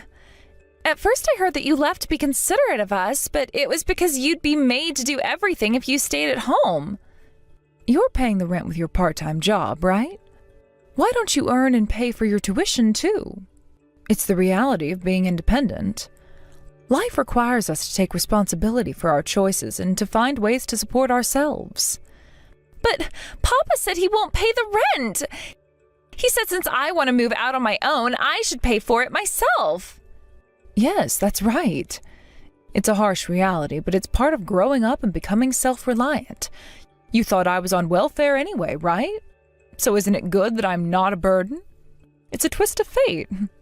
Well, goodbye. Life is full of unexpected turns. Sometimes it's better to move on and focus on what truly matters.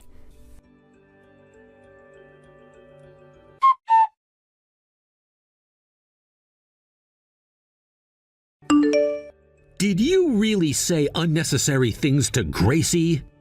What exactly do you mean by saying that I'm receiving welfare? This is completely outrageous. I just received a message from her and I'm absolutely shocked. I had no idea you were spreading lies about me receiving welfare. It was quite by chance that I ran into her again and she decided to reach out to me. I honestly didn't want to be in touch with her, but here we are. This is completely unacceptable. As a father, I still have my pride.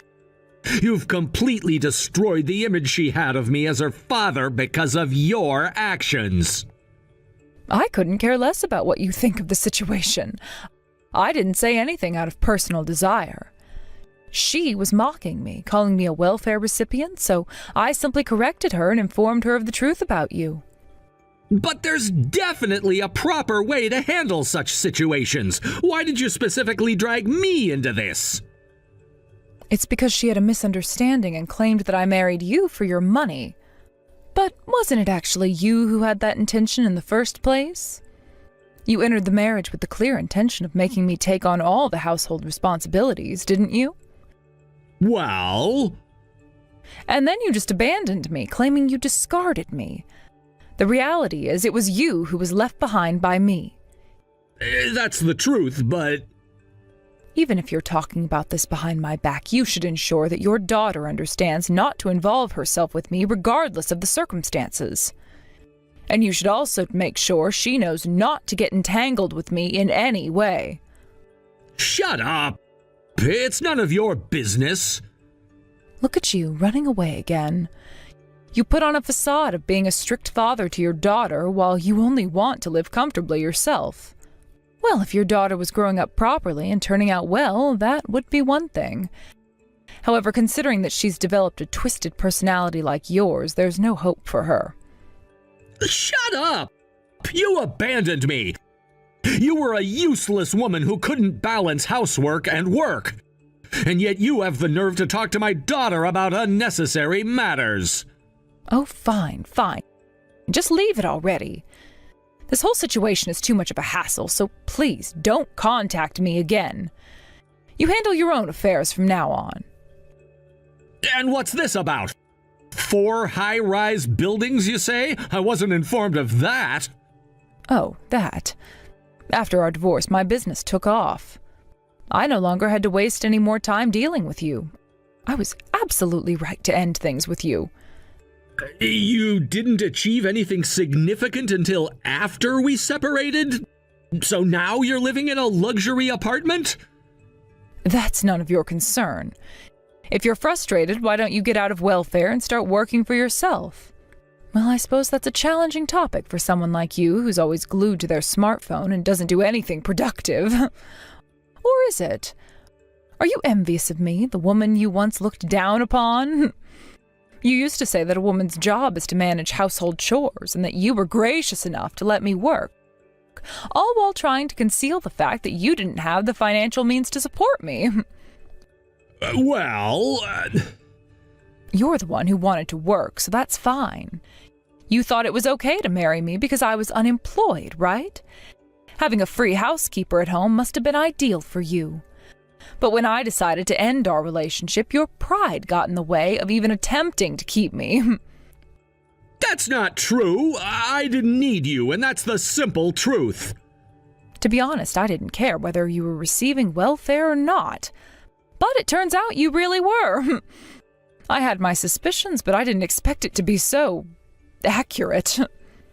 What did you say? Did you say that without knowing the full situation? How could I know? I'm not interested in you. You were the one who lied and labeled me as a welfare recipient, so it's only fair that I retaliate, don't you think? You actually did it? Well, considering you lie so easily, I had a suspicion it might reflect on yourself. But I'm not surprised. You! How dare you! All right.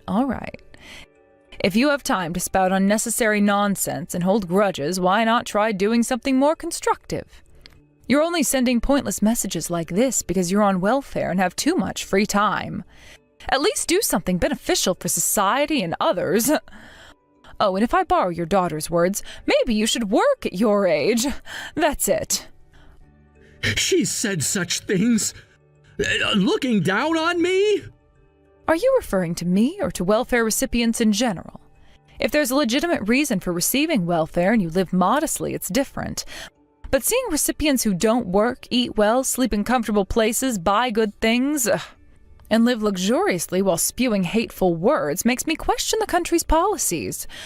So if you have the luxury to make others feel bad, then make sure you're working properly. How long do you plan to be a burden on society? You just say whatever you want. You don't know anything about me. Those who don't make an effort are the ones who speak like that, acting like a tragic heroine despite knowing nothing. Those who understand effort and hardship would not speak so arrogantly. That's enough. Never get involved with me again. That's what I've been saying repeatedly. Every time this conversation comes up, it's the same old story. We've been through this before, and it's clear that nothing is going to change. If you continue to behave this way, it's only going to cause more problems. I've made my position clear, and I expect you to respect that.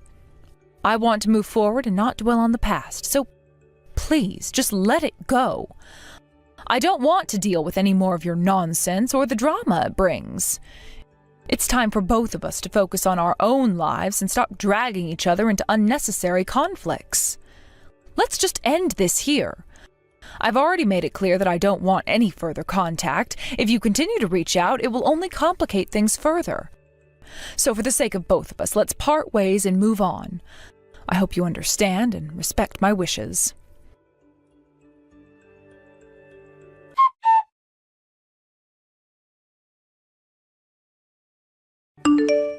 Wait a minute. Let's clarify everything. You're saying I lied about you being on welfare, but why should I believe anything you say?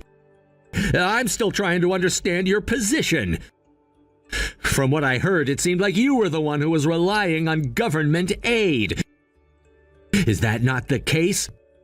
Because if you really have a stable income and property, it's a huge discrepancy from what was originally conveyed. Are you really living in those high-rise apartments? Yes, I am. After our separation, I was able to focus on building my business. Without you around, I found the freedom to really succeed. If you're genuinely surprised, maybe you should look into the full situation before making assumptions. I have worked hard to get where I am, and it's nothing to be ashamed of. So if you've heard otherwise, it's time to get the facts straight. I wasn't just sitting around, I actively sought out support to get my business off the ground. It's clear that I was right to leave the relationship, considering the kind of environment I was dealing with. The past was filled with challenges, but now I'm on a path where I'm making significant contributions. That's the reality you need to face. Don't be fooled by appearances or misconceptions. Understand that there's a lot more to my story than what you may have heard. I've built something substantial, but it's not right to judge without knowing the whole picture. Focus on your own life and let me focus on mine.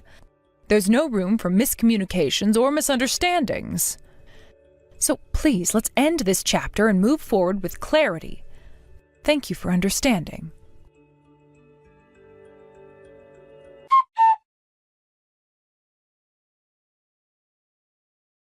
What are you doing? I just got a call from the security at the Tower Apartments. They said you were caught trying to break in and had to be restrained? Are you out of your mind? But Papa freaked out on me.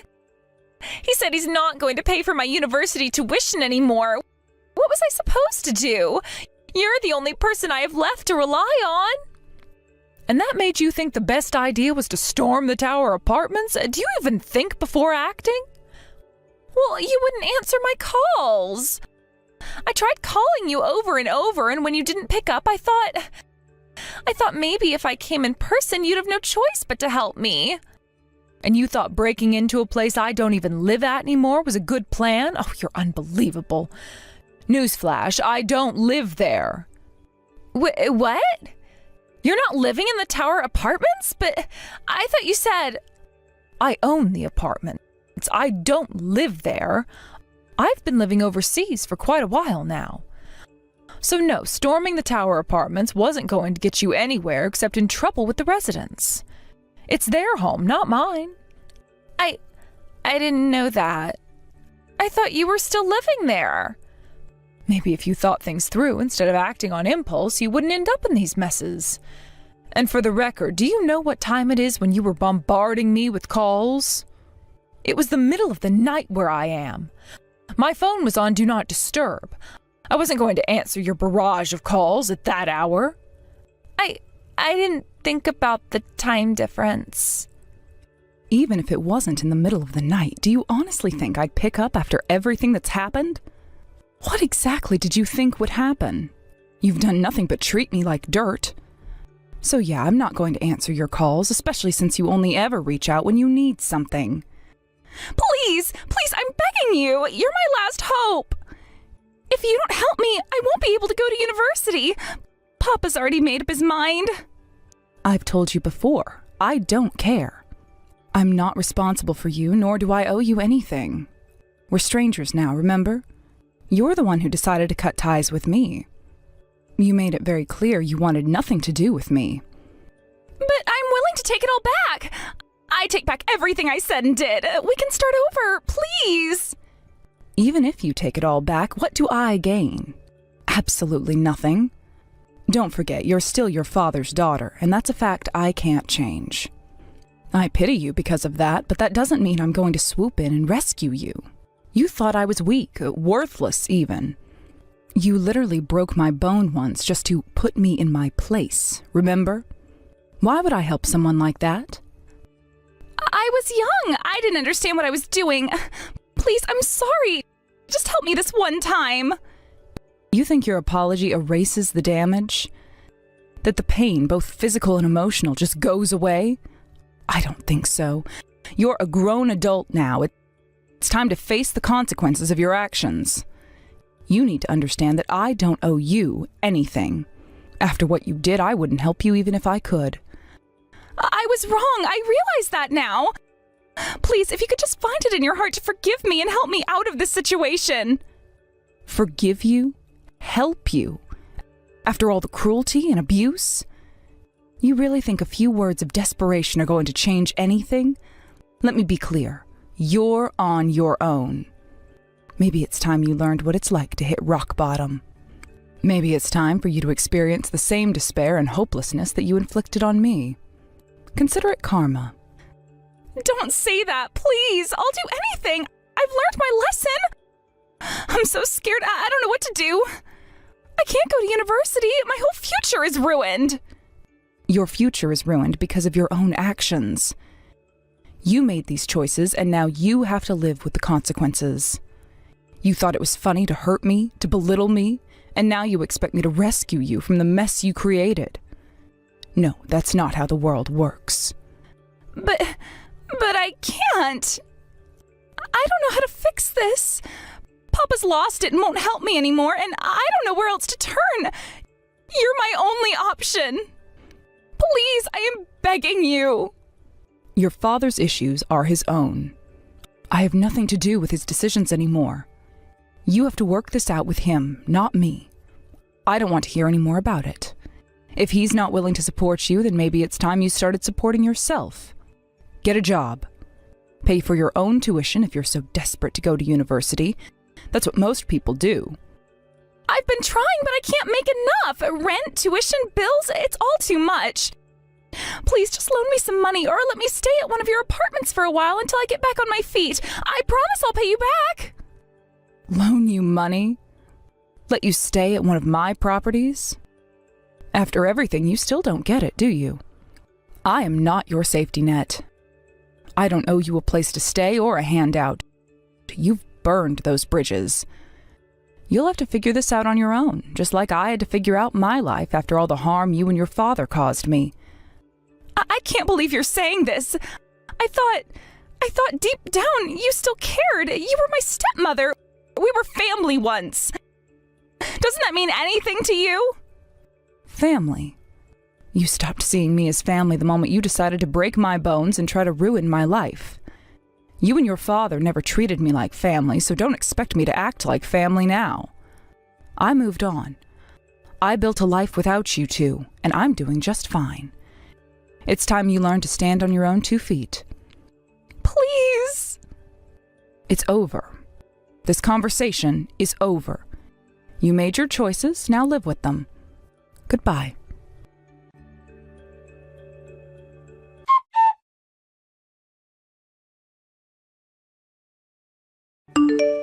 Gracie's behavior spiraled out of control during the confrontation. When the police arrived to address the situation, she became aggressive and resorted to violence, which only made things worse. Her outburst led to her immediate arrest for obstructing the police in the course of their duties, a charge that carries serious consequences. The scene was chaotic, with her being forcefully taken away, leaving onlookers in shock. What followed was the rapid unraveling of her life. News of her arrest quickly reached her university, which wasted no time in responding. Given the severity of the incident, they made the decision to expel her, effectively ending her academic journey. She had hoped that her education would lead her to a brighter future, but now that future was slipping out of reach. With no degree and no financial support, she found herself in an unexpected position, struggling just to make ends meet. With no other options, Gracie was forced to take up part-time jobs to cover her basic living expenses. The dream of higher education, which had once seemed like a gateway to success, had evaporated in a matter of moments. She now spends her days working long hours in jobs that barely sustain her, far removed from the student life she had once enjoyed.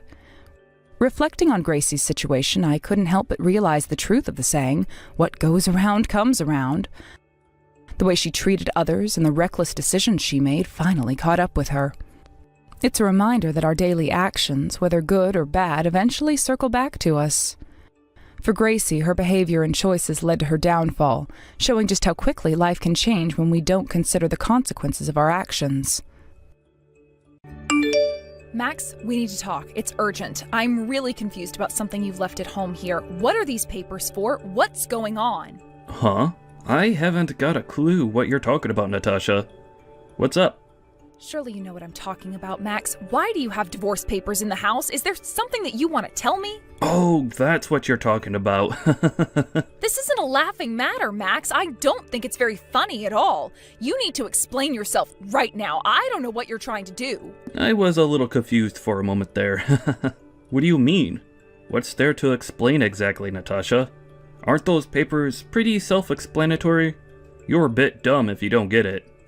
Is this actually happening right now? Are you trying to tell me that you actually want a divorce from me? Where did this decision come from? Well, you've seen the papers, and it's pretty easy to understand. It's just the way things have turned out. I don't know what else I need to explain to you, Natasha. But what's happened to make you decide you need a divorce from me? I can't just accept the papers handed to me like this. It's all so sudden. What's changed about us? You've not given me a full explanation. I don't really care what you think about how I came to the decision. What's done is done, Natasha.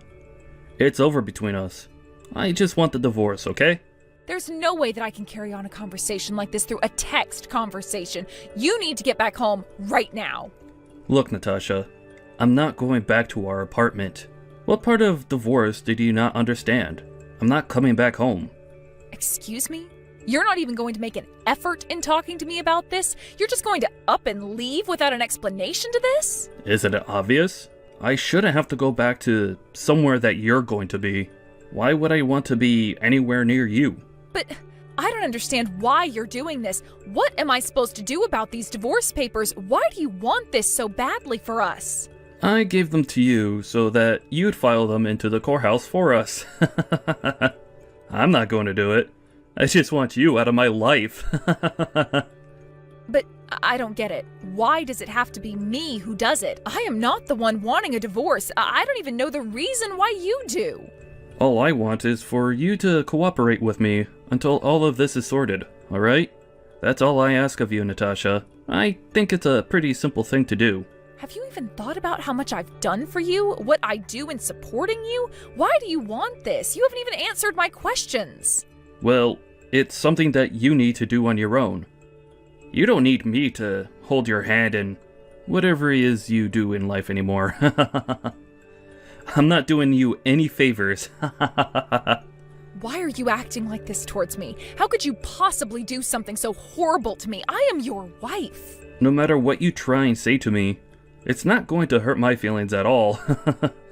I really don't care about you anymore.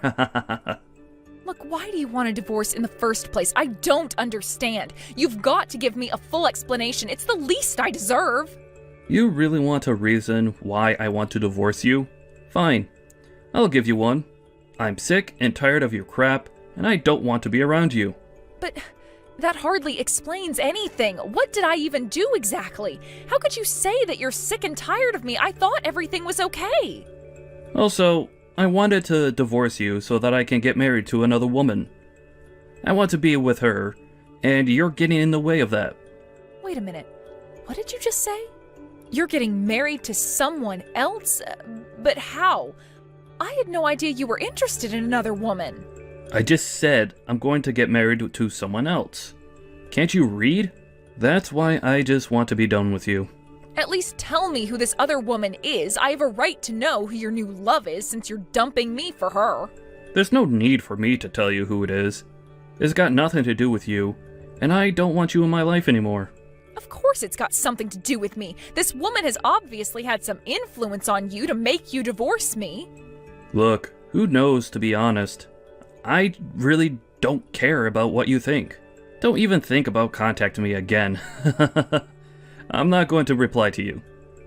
But Max, you can't just do this to me. You need to tell me what's going on. You can't just leave me like this for another woman. Who is she? How could you do this to me? I want answers. Wait, come back. We need to talk about this. Max! Jenny, are you there? I really need to talk to you. I don't know who else to go to. Natasha? What's up, sweetie? Did something happen? Are you okay? No, I'm not okay. I really just need someone to listen to me and tell me that everything's going to be all right. Something terrible just happened. Oh, hey, yes, of course. You can always come to me for anything. I'm always here to listen and give advice when I can. What's going on? Well, something happened to me. I might be getting a divorce, but I don't know the true reason why. Wait, what? What the heck is going on, Natasha? Where did the divorce come from? You always got along so well with Max. What happened? I thought we were too. We made such a great team, but something was going on that I didn't know about. My husband's with another woman. Oh, dear. Really? That's not good now, is it? He really did that to you? Have his preferences changed or something? I just don't know what to do. I can't think straight right now. What do I do, Jenny? He's my husband and he's dumping me like I'm a piece of trash. I understand, but do you really think there's any point in trying to continue with the relationship if he really wants out of it? Yeah, maybe. I just don't know what brought all of this on. Why did he go looking for someone else? I don't want to split up with him. Yeah, I get it. You really loved Max, didn't you? Maybe the best thing to do is just let him go. Maybe. I just really thought that we were going to be together forever. He was my favorite person in the entire world. I thought we were soulmates. But you can't help it if he thinks it's over. His feelings have probably changed. Wouldn't it be better for you to take the next step and move on from him? Yeah, I suppose I can try and do that. It was a good idea to talk to you. You're so strong and have a good head on your shoulders. I guess I do. You can't let things like this get to you forever. It's going to make your life miserable otherwise. Yeah, I'll think about it and see how I can move on from this. I really hope the pain dies down soon. Well, I've got something to tell you as well. I'm also getting a divorce from my husband. Wait, what? No way, really? What for? What happened between you and your husband? I really can't be with someone who doesn't have a steady job. It's really not that financially stable. I just can't be with him. Oh, okay. I see what you mean. It's just so strange. The timing of our divorces, it makes no sense. Oh, and by the way, I've also decided that I'm going to get married again. It really is the best decision for me right now. Wait, what? What are you talking about? You're not seriously getting married again, are you? But of course I am. I'm getting married to my new man. I'm sure you've probably guessed by now that I'm getting married to Max. Whoa, just hold on a second. Are you saying what I think you're saying? I didn't just read that wrong? I think we both know that it's a waste of time for you being with Max. Honey, you can do so much better. Jenny, is this your cruel idea of a joke? You're joking, right? Why would you want to get married to Max? Have you been dating him behind my back? I've got no reason to lie to you, Natasha. I'm being serious. I was wondering why you were talking to me in the first place. Max must have dropped a hint. You're telling me that you've been seeing each other whilst he's been married to me and you to your husband? You and Max? Really?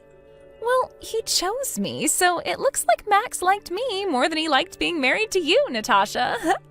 Even if that was the case, how could you both do this to me? How could you betray me like this? You're supposed to be my best friend, Jenny. First of all, we only intended to hang out with each other so we could get to know each other on a more personal level. Oh, quit it with your lies. I don't believe any of that crap. You went behind my back to steal my husband away from me. Hey, come on, you need to calm down. I'm being serious here. Didn't you see how happy Max and I made each other? How could you do this to me? Your best friend. I am never going to forgive you for what you've done. You are nothing but a homewrecker. I already knew that you were never going to forgive me, but you're going to have such a good life living in that big house all by yourself. Hey, Natasha, it's Noah here.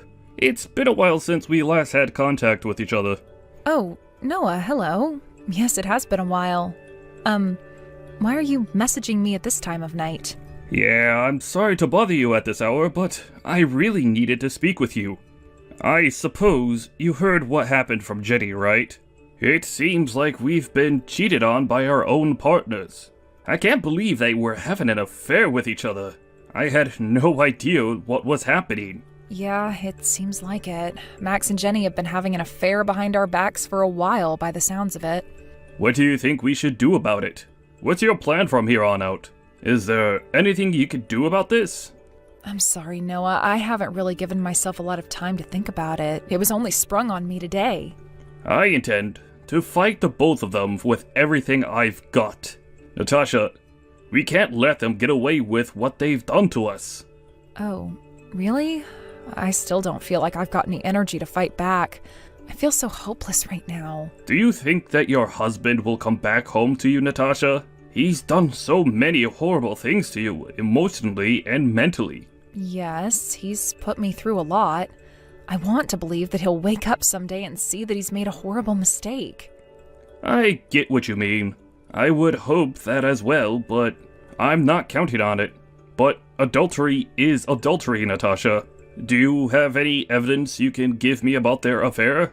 Yes, I can get proof. I just have to find something to pin on them. I see. I'm sorry I didn't mean to be rude or anything. I was just wondering if you have a job. Huh? You're not being rude at all, Noah. Yes, I do have a job, but both me and, well, I guess my ex-husband work. Okay, that's good to hear. At least he didn't leave you with nothing. You've got your own money. You'll be okay with living your life then. I really do hope so, but there are checkbooks that my husband and I shared together. We do have some joint accounts. Oh, really? You both have access to these joint accounts? What were the joint accounts for exactly? Yeah, the account's still in both of our names. We created a joint account so that we could save up and move overseas together. Despite having those sort of commitments to you, he still betrayed you? How could he do that to you?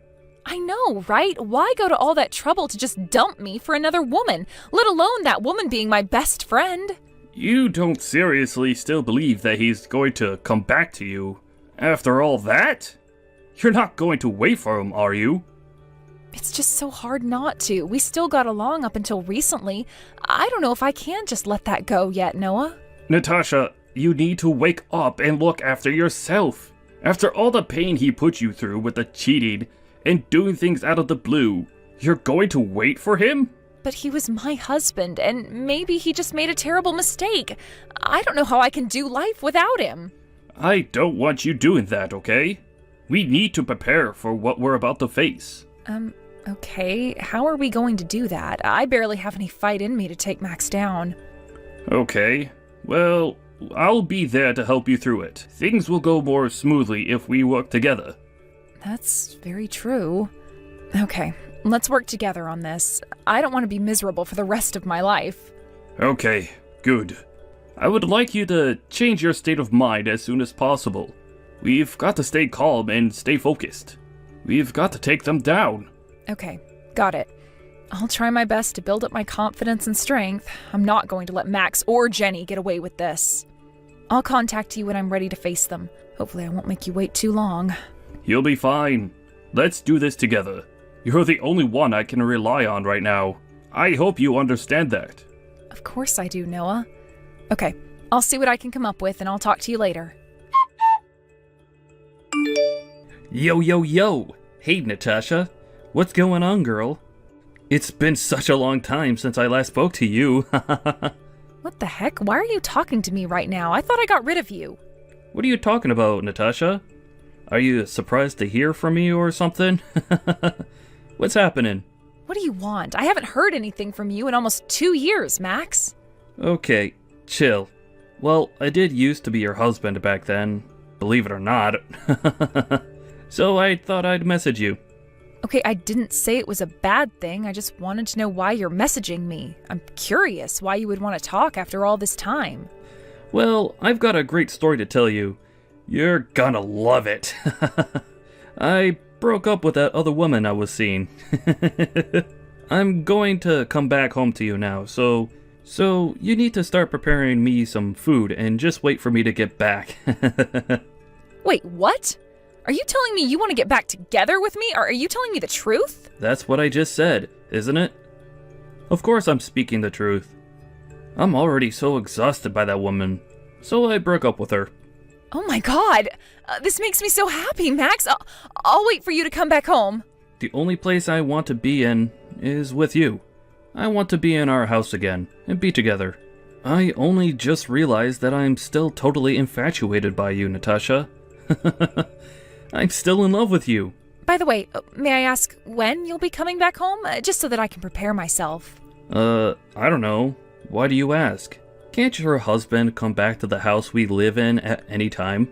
Well, I need to know. After all, it's been 2 years since the last time I saw you. Don't you think I need a bit of time to prepare food for you?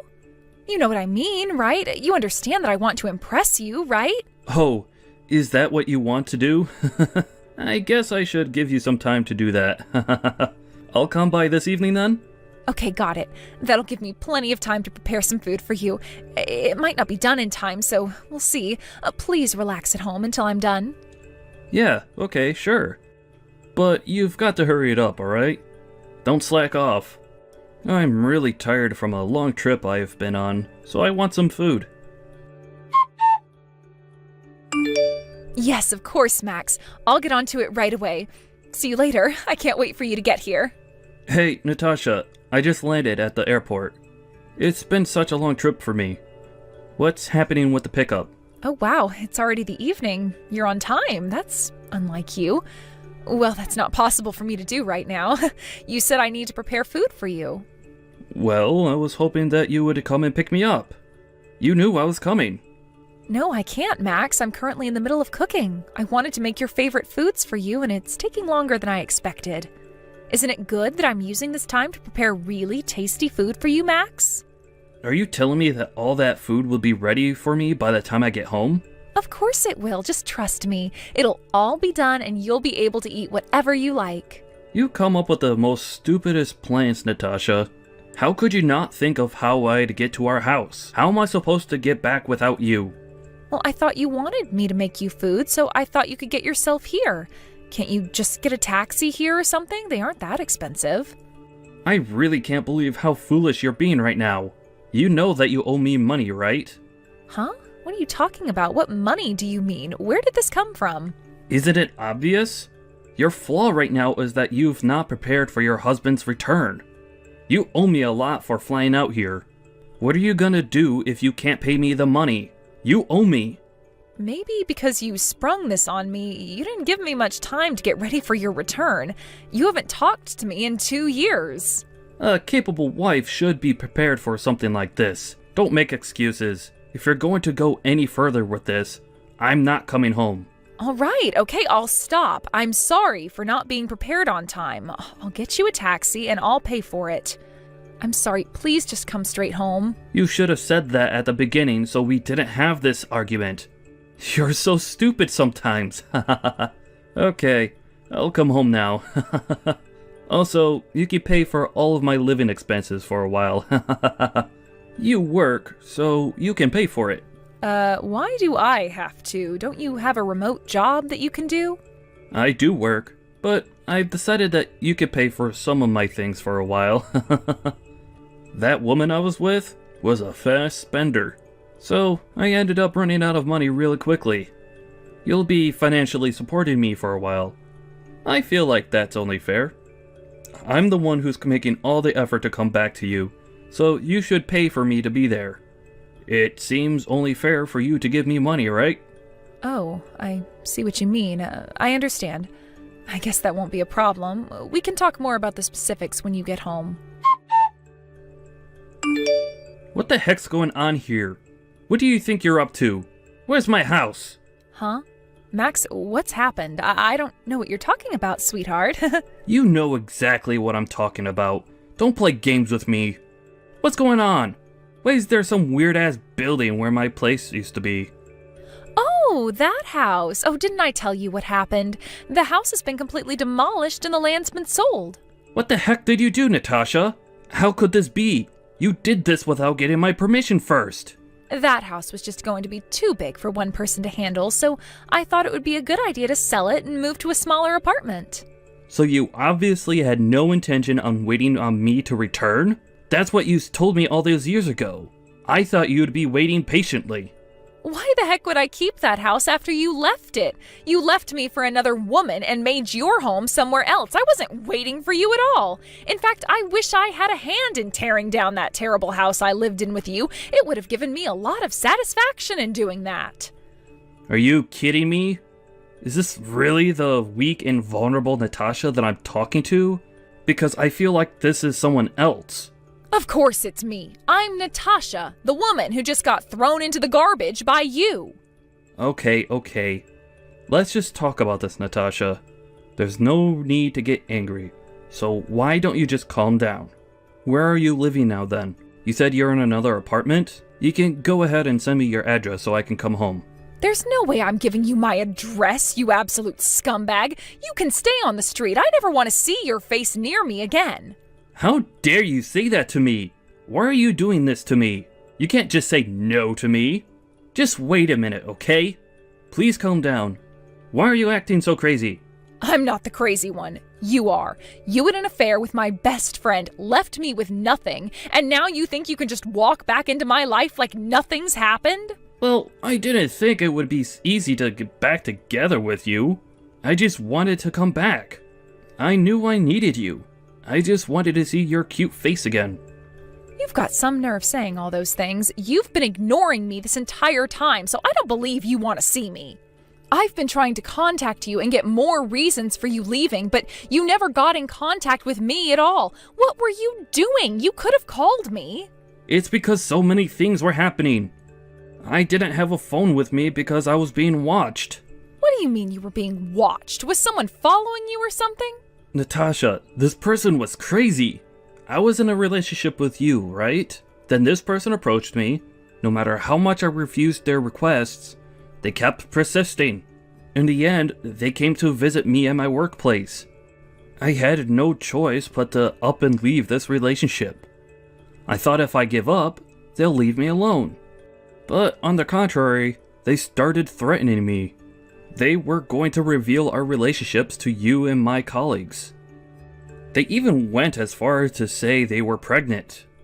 So I decided to take responsibility for my actions and marry this person. But I've only ever had feelings for you. Please, you gotta believe me. Someone really threatened you? Are you kidding me, Max? Would you just stop it with the lies? I'm so over your behavior. I'm not lying to you, Natasha. This is what actually happened to me. I had to go through with it to protect you. Okay, you know the day that you asked for a divorce? I also contacted Jenny. That was when she told me that she would marry you. She told me that you were the one who was advancing on her and that you liked her more than me. You talked to Jenny? You can't believe what she says. She's crazy. She's got so many screws loose. Everything she says is a complete and utter hoax. You can't believe anything she says. Is that so? Well, I've got the message history of the conversation we had, so what you did was a joke? How did you and Jenny get into a relationship? Will you just explain it to me properly in person? You should have done that over 2 years ago. I'm only going to explain it all to you if you trust me. If I know you do, I'll tell you everything. Yeah, not really, Max. By the way, Jenny's husband told me that he's going to demand compensation from you. It's your fault, so of course he can do that. He wants compensation? Are you serious? But I'm having money troubles right now. There's no way I'll be able to pay him anything. Well, I didn't know that. You should increase your hours at work so that you can pay him. He wants his money. It's the least he deserves. Wait a minute. Has Jenny's husband been contacting you this entire time that I've been away from our home? I guess you could say that, yes. We've stayed in contact and we've gotten closer since you both left us. Okay, you need to explain what you've been doing with this guy. I have a right to know, and you tell him to put a hold on asking for compensation. I'm not going to do something like that. He and I are a team and we're working together to take you down. You owe me this. I've still been in love with you for the past 2 years. I knew that you'd talk to me like this since it's been so long. Because Jenny was hanging around me constantly, I couldn't reply to your messages without her looking over my shoulder. I did look at your messages every day though. You were the only reason I kept on living. How can you keep coming up with all of these lies like this? How am I supposed to believe this? Are you being serious right now? Of course I'm being serious. You were the only person who ever supported me. You've been waiting for me to come back, right? So let's be together. It's true. I've been waiting such a long time for you to come to your senses, but I am never going to forgive you for what you put me through. But what's making you not forgive me? I've explained what happened. What more do you want, Natasha? Don't tell me you don't know. Do you remember the account we made together to save for our future? You used that money without my permission. If you really cared about our future, you wouldn't have taken that money from me. When I saw that all the money had been withdrawn from the account, I got really sour and knew you took all of it. That account was for us, though. There were a lot of things going on that I needed to pay for, and I have access to it. But none of those things had anything to do with us, obviously. I thought you were going to leave that money for me. I didn't think that I'd be waiting for years for you to come back to me. I can't believe what you've done to me. Well, I was going to give the money back to you at some time, Natasha. Please, can you forgive me for all of that? Shut up, you piece of crap. You lied to me and stabbed me in the back. How long do you have to play with my feelings until you're satisfied? I didn't mean to do all those things to you, Natasha. I can't do much about it now. I just want you to forgive me for this so we can move on and meet. Why didn't you ask me for compensation until now? I guess it was because you didn't know where I was, right? I guess I'll just run away again. I suppose if I do that, I won't ever see you again. Well, you're right about those things. Everything you just said was correct. I had a lot of trouble locating you for a long time. But now that you've come back, it's been a big help in terms of getting our money off you. Well, I guess you'd be an idiot to let me run away in this present moment. There's no way that I'll let you escape, but there was something you didn't notice. You're more than likely surrounded by detectives. Huh?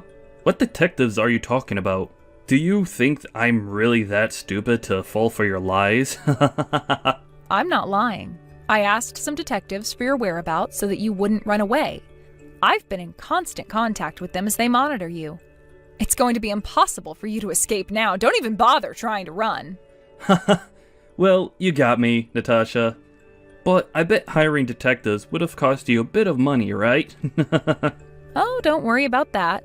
Jenny's husband's job is actually being a detective. He told me that he'd work for me for free. What the heck are you talking about? So you've both been working together to try and find me? So I can't escape? His colleagues are watching you right now. He's very good at what he does. Anywhere that you go now, they'll find you in a heartbeat. Good idea, right? I can't believe you thought of doing this. It's insane. At least let me try and make this up to you one more time. Come on.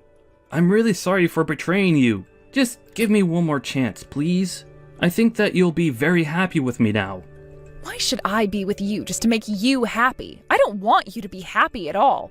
I want my money that you owe me, so give it to me. But we work well together. Do you really think you're gonna take any money from me, Natasha? Of course, because you betrayed me. You committed adultery, for goodness sake. You're the reason why our marriage ended. That money that you took from our account needs to be put back. I deserve at least half of it since the account was in my name as well. That's how it works. But I haven't got any money to put back into it. You're putting me in such a bad position. I don't care. I'll not be contacting you directly from now on. You'll be hearing from my lawyer soon enough. Even if you message me, I'll ignore them. You can't do this to me, Natasha. Please take me back. Don't tell me we're over. Please? I've made my decisions. You need to take responsibility for what you've done. You'll be reflecting on this for the rest of your life.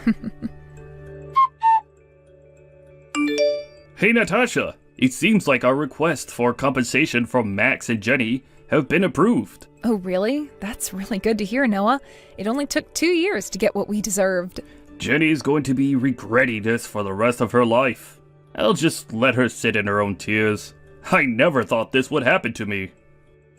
I totally get what you mean. I dreamed of getting married and having children. I was thinking too fast about things. It's such a relief. I want to thank you for everything that you've done for me. I really appreciate it, Noah. Max and Jenny were asked to pay a huge amount in compensation to Natasha and Noah. It seemed like Max had some gambling debts to pay, but he was also ordered to pay back Natasha's money. As a result of this, Max had no choice but to borrow some money from a consumer finance company in order to pay his debts off. For him, it's just going to be a vicious cycle of paying off people for the rest of his life. He's always going to be chased down by debt collectors if he falls behind in his payments. He should have thought about what he was doing before he went and cheated on his wife and left her for her best friend. Hey! What was that all about, Susie? What you just did was very dangerous, so can you please be more careful up there? What is up with you talking to your mother-in-law like that? I didn't drop that flower pot off the edge of the balcony on purpose, you know. It just happened to happen, as an accident is all. My hand just happened to slip while moving the pot, and it fell. And you know us older people tend to have a tough time gripping heavier items as we get older. So you can blame that one on my hands being a little shaky today. You keep telling me you're not doing it on purpose, but how many times has it been now since you've started doing that? How many times is your hand going to slip while holding those pots off the side of the balcony? Do you need me to come up there and take care of those pots for you? Well, I'm sorry that I keep losing a hold of them. Maybe it's this. Maybe it's due to your balcony rail being too short, and that leads to me dropping the pots off them too easily. I've told you before that it's pretty dangerous having such short guardrails on your balcony. Every time I lean in to either place a pot down on the rail or pick one up, they happen to slip a little. And sometimes I don't have the strength to hold onto the pot any longer, and it just falls. And I can understand it being an accident if it was only one time that you dropped a pot, but it's been happening over and over, and only when I'm standing down here. If you really are having issues up there, then figure out a way to be more careful before handling the pots again. But I know that you've been doing all of that on purpose, so I doubt you'll ever stop coming out onto that balcony when I'm down here. Stop trying to accuse me of something that I'm not doing, Melody.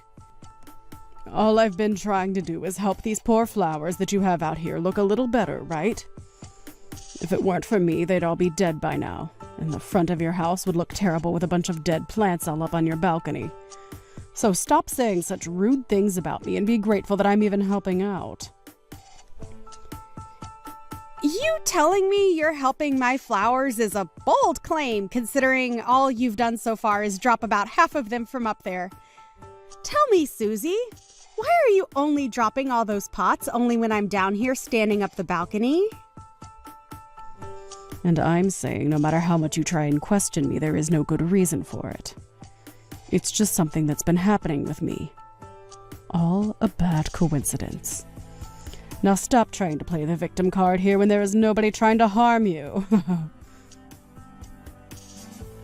Playing the victim card. What would happen if one of those pots were to land on my head? Things won't just end with me getting hurt. My life might be put at risk and everything due to those pots, and I would not be happy if it was due to you dropping them on purpose. Well, that's only an if, right? So there's no point in continuing this discussion over something that isn't even happening. Not one of the pots that has fallen has hit you yet, so can we stop all of this?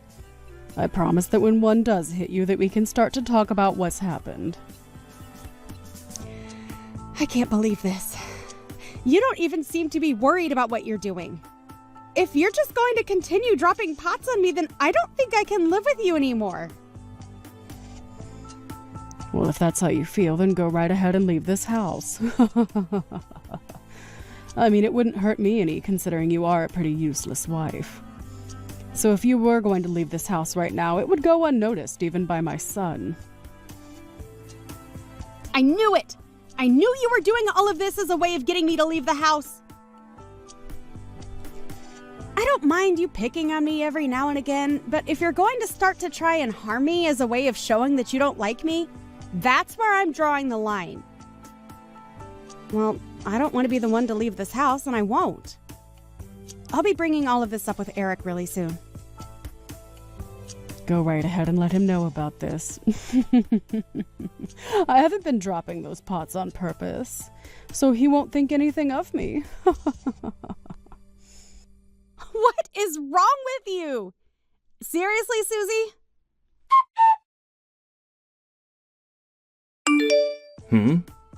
So another flower pot fell from the balcony and almost hit you? I can't believe this crap. That old bag is really starting to show her age and probably needs to be left inside.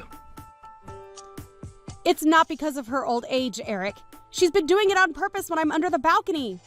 This time was the third time it's happened. And she's never dropped them any other time besides when I'm standing right there underneath the balcony doing chores. Can you please say something to her about all of this? So far, I've had luck on my side, never taking one of those pots to my head. But at some point, my luck is going to run out and one of those pots is going to hit my head and I'll be done for. Well, even if you tell me to, that old bag is telling me that she's not doing it on purpose, so I can't do much to stop her, right? And to be honest, she's always been kinda clumsy, so this is all just a part of who she is as my mother. Well, if for whatever reason all of this has been an accident, we still need to address the fact that she's dropping pot after pot off the edge of the balcony, and it's both dangerous and costing us money. This is a serious problem, Eric. Well, if you want me to think up something, let's do something about the guardrail up there being a bit too short. But look, getting that rail replaced will only cost us more money, right? Way more than just letting her drop a few $1 pots. Then how about we just tell your mom that she's no longer allowed to go on the balcony? It's been dangerous to let her keep going out there without us doing anything, right? But my mom loves to take care of flowers and plants like she's been doing. It's her one hobby that keeps her from getting bored. If we take that hobby away from her, she'd be left with pretty much nothing, right? Ever since Dad died, she's been left by herself and has a lot of time on her hands, which she likes to spend out there on the balcony. If she wants to be with her flowers and plants, let's just put them all around the garden instead of on the balcony. Why does she have to be up there to take care of all of her plants? No matter how you try and think of it, the only reason for her wanting to be up there is to drop those dang pots on my freaking head. Come on, my mom already told me. She said that having the plants on the balcony gives them more access to direct sunlight, and the flowers will bloom more vibrantly. Whether she has them on the balcony or the ground around our garden, the sunlight is the exact same. She's just making up crap now. You were always on your mother's side, aren't you? Well, I'm not trying to be on my mom's side with everything. It's just that this time, I really don't believe that old bag is doing anything like dropping pots off the balcony around you on purpose. She is a very kind woman, and she's taken great care of me ever since I was a little baby. Whatever. I'm just wasting my time now talking with you about how your mom wants to kill me. Go right ahead and then suck up to your mom because that's all you're good at. Wait a second. You're being a baby now. Hey, Melody. Come on now. Again with this, Susie. Do you mind being a bit more careful when you're up there? I'm oh so sorry. Once again, my hand just happened to slip. I am trying my best right now to be careful when handling this very large pot. I can't believe you'd wait for me to come home from work just to drop that pot near my head. You knew that I'd be right under the balcony at this time, and that's why you let it loose. I've told you to quit it with all that talk about me. All that's been happening recently is that my hands lose their grip on the pot and it falls right down to the ground beneath the balcony. I'm not purposefully doing it or anything, I promise. But was that the last one so close to your head?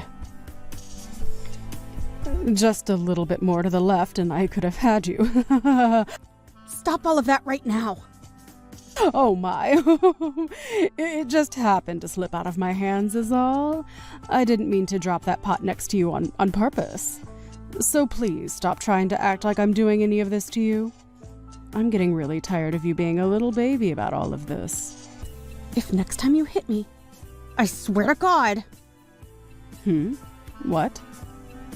What'll happen if next time I do manage to hit you on the head?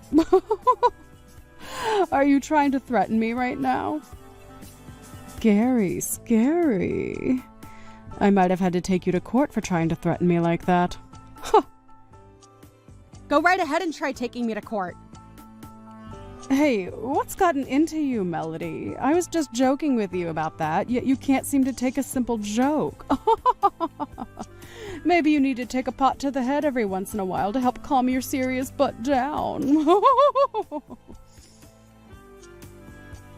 Is that you telling me you really have been trying to hit me in the head with those pots?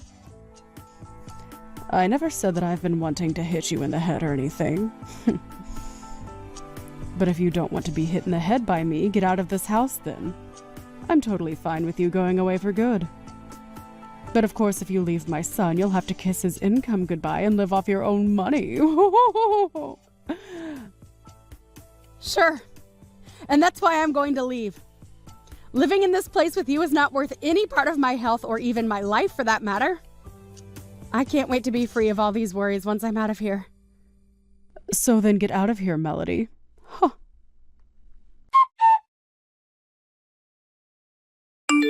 Hey, Melody, where the hell are you right now? There's been an accident here.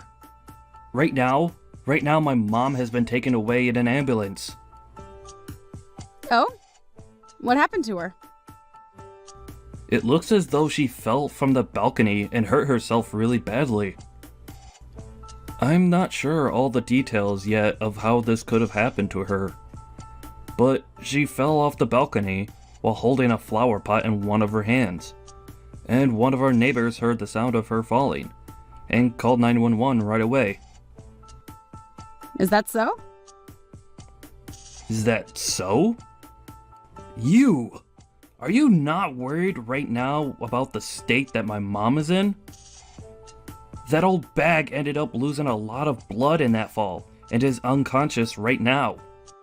At this point, I wouldn't put this accident past being her last.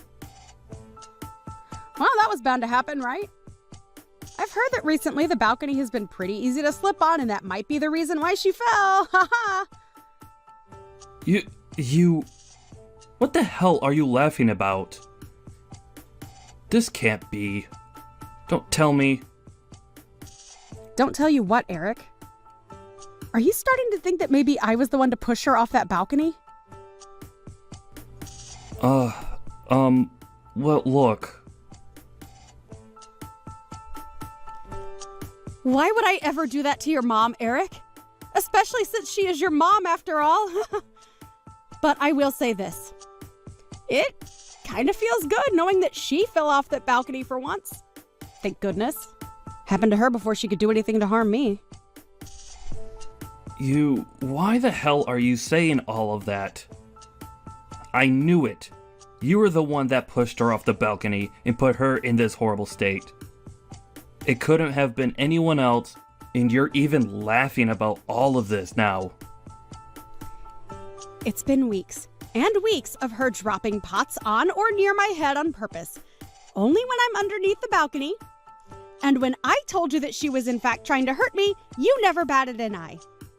Yet, when she falls off the balcony and has to be taken to the hospital in an ambulance, you're pretty quick to turn around and blame me, right? Such a great husband you are. No, wait.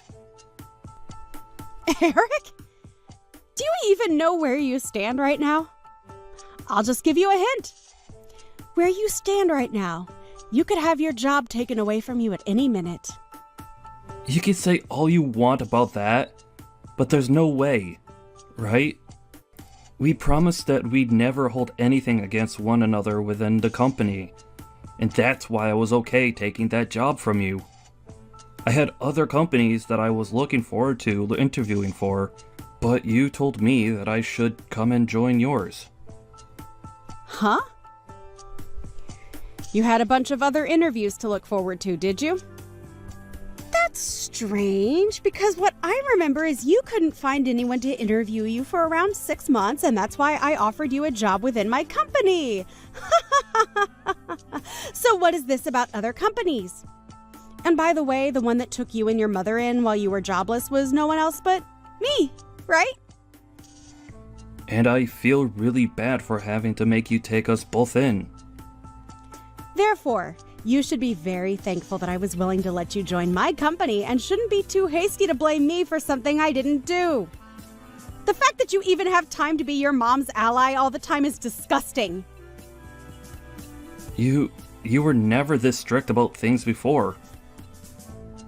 I think that you've changed from the woman I once loved and married. Well, when someone has to go through multiple life-threatening events like having heavy pots fall on their head, they tend to change a little. Now, from now on, I'd like you to understand your position a bit better and listen to what I say to you instead of what your mother wants you to believe. But that's... You and I are husband and wife, right?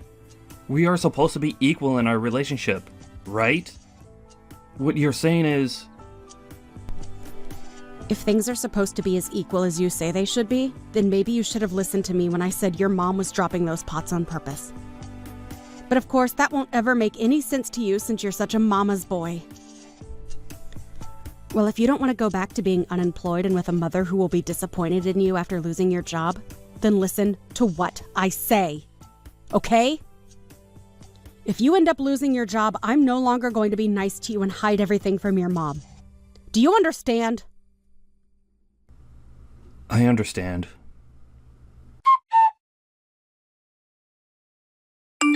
Susie? How are you feeling now that it's been a couple of days since your accident? I hear that you really did a number on both your legs this time around. I'm sure they still hurt quite a bit, don't they? You. What is up with that attitude of yours? You're asking me what's up with it? Well, I'm just really happy is all. Seeing that someone like you has finally suffered from what you were trying to serve me, well, it makes me all warm and fuzzy inside. You have no right saying something like that to someone who just had to be taken to the hospital. You knew about how there was a very high chance I never woke up again after what had happened to me, right?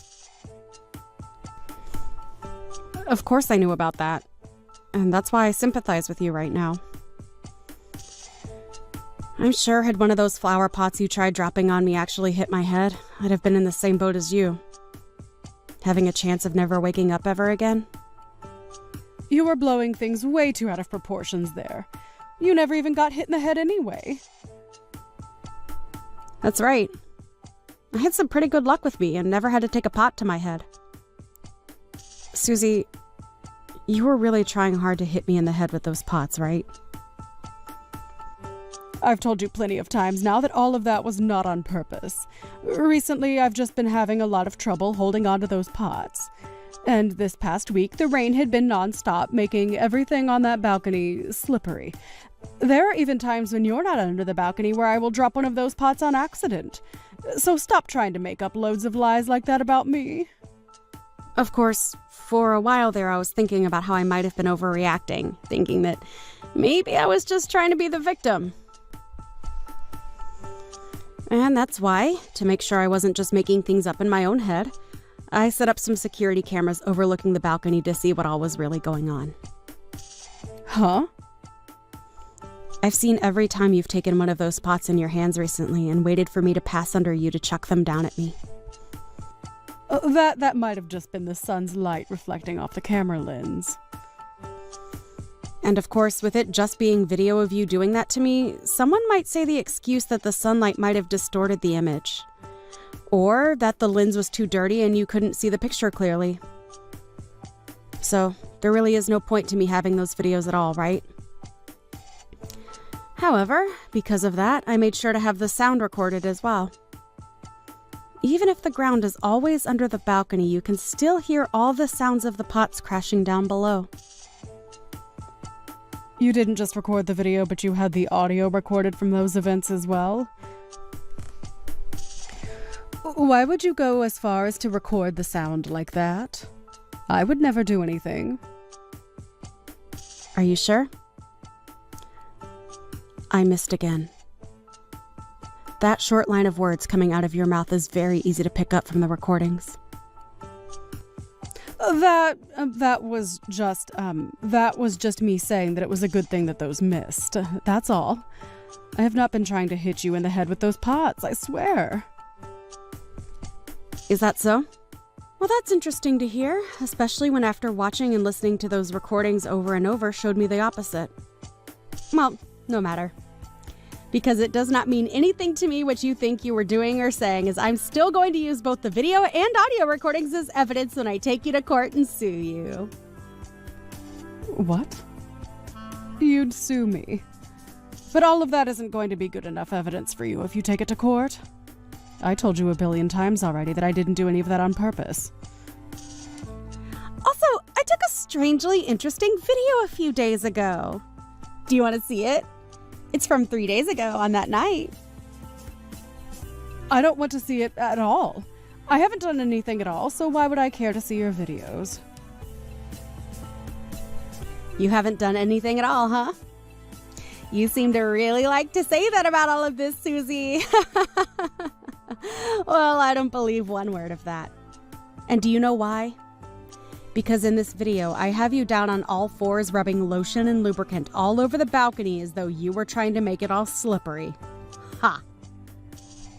What? I'm assuming you were doing all of that in order to get me to slip and fall off the balcony, correct? But I guess that following day you totally forgot about what you'd done out there. And so, as you went out onto the balcony to start tending to your plants and wait for me to come out and drop a pot on me, you slipped and fell over the edge.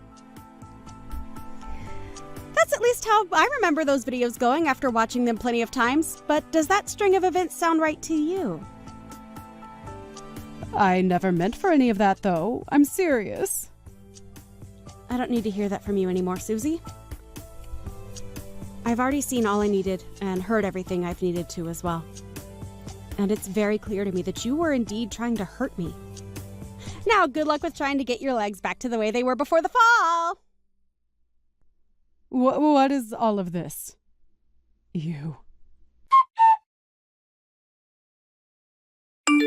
Hey Mom, it's me, Eric.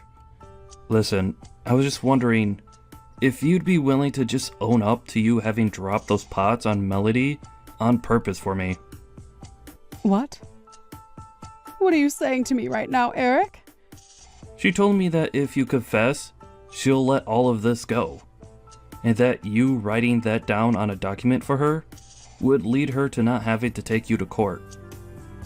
There's no way she's telling the truth.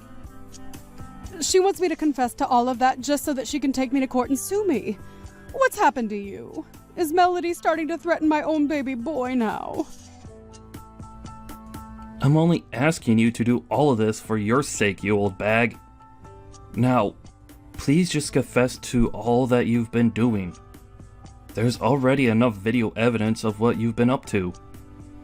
So just coming out with your true intentions will make the outcome a whole lot better for you. I don't want for you to be taken away from me forever, Mom.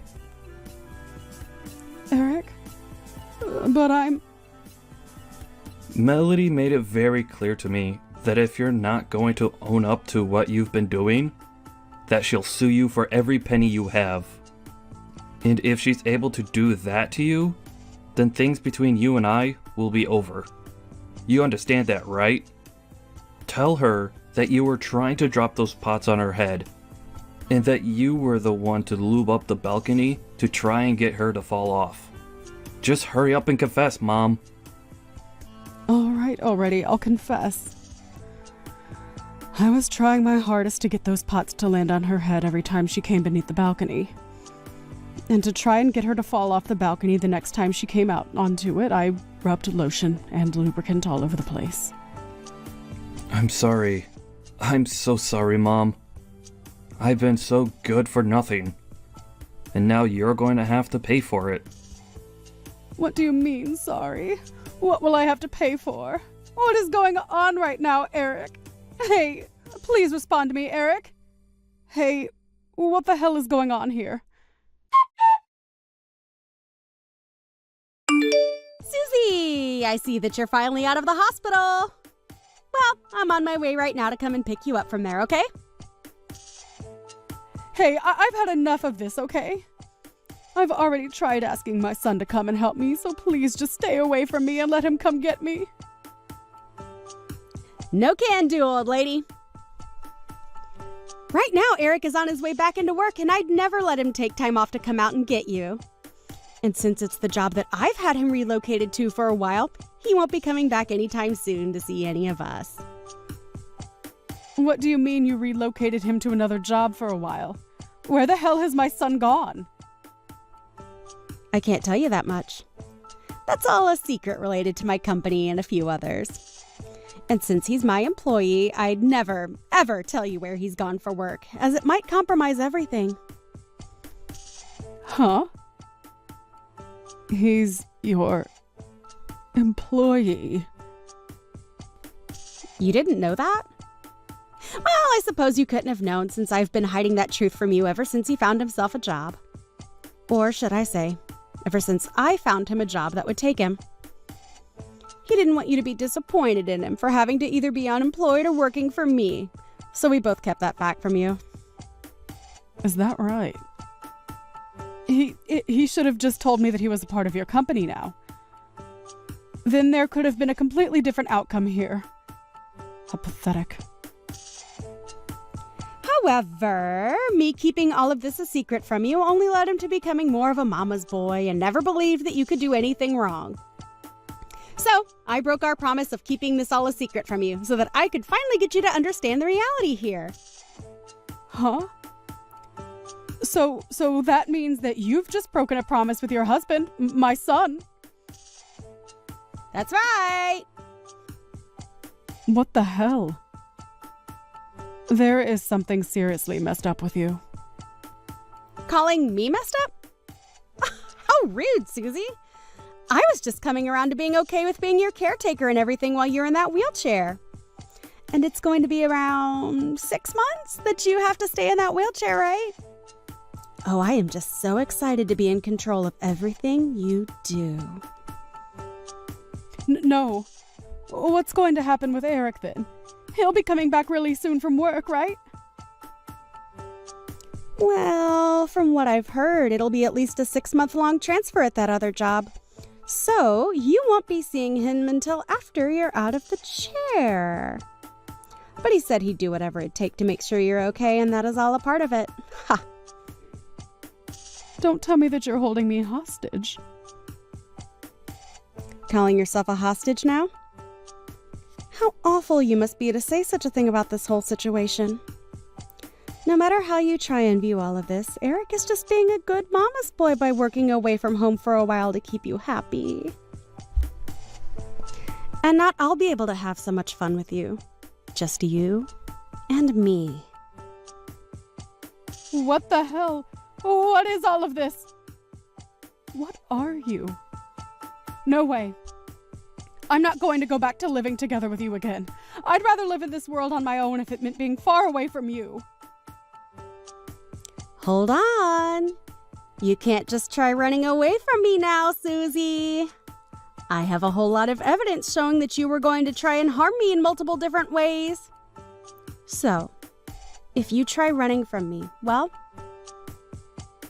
You're making that all seem a lot less worse than it was. I never actually wanted to harm you. Not that badly, at least. Oh, you think so? Well, that'll all be up to the jury to decide if things have to come to that, Susie. And I'm sure that, unlike you, they won't see something like what you were trying to do as not being harmful to me. So, if you do try and take a step outside my house, we are going to have the most fun we've ever had together in that courtroom. Ugh, You're seriously... Is this your way of getting revenge on me or something? Revenge? What are you talking about now, Susie? Why would I ever want to get revenge on you? I've already told you that I'm doing all of this as a way of making sure you and I have some fun alone time together. Just the two of us. Ah! You can just forget about your son for a while now and come join me as we both live together under that roof, enjoying every moment of it together. That's right. The two of us can go out onto the balcony this time and really enjoy all of that gardening you've always been telling Eric and I you love so much. How does that sound, Susie? I'm sorry. Melody, I swear to God that I'll act differently now after all of this. I'm so sorry. It's a little too late now for you to come to me with those words. And it's not like you need to apologize to me anyway, because I've already forgiven you, Susie. Now just you and I can look forward to living under one roof together. I don't, no way. I don't want to live with you alone. I want Eric there too. Stop getting so worked up over this. Nothing about what we're going to do together is going to be scary. I promise. And you know how good I am with promises now, right? Oh, that's right.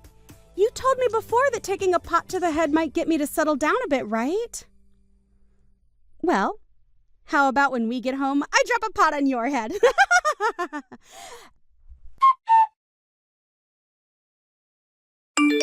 After that, I arrived at the hospital and picked up my mother-in-law in her wheelchair from the hospital before going back home.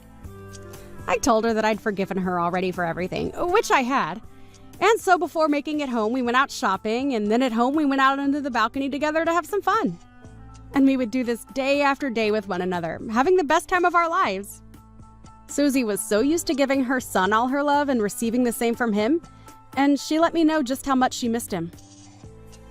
But Eric still has a while before he'd be coming home, so I told her to get used to life without him in the house for a change. And of course, I think it will be a lot longer than half a year before he's back home, since I made sure he had to work for that other company for at least a year. But that should give me more than enough time to have fun with his mom, and make sure that she's happy being alone here with just me. There have been a few times now where she tries to run away from me by going out the front door, but I've put a stop to all that pretty quickly. All I had to do was lock the door from the outside and did the same with the back door, and now there's no way for her to leave the house again, unless she tries going over the balcony again.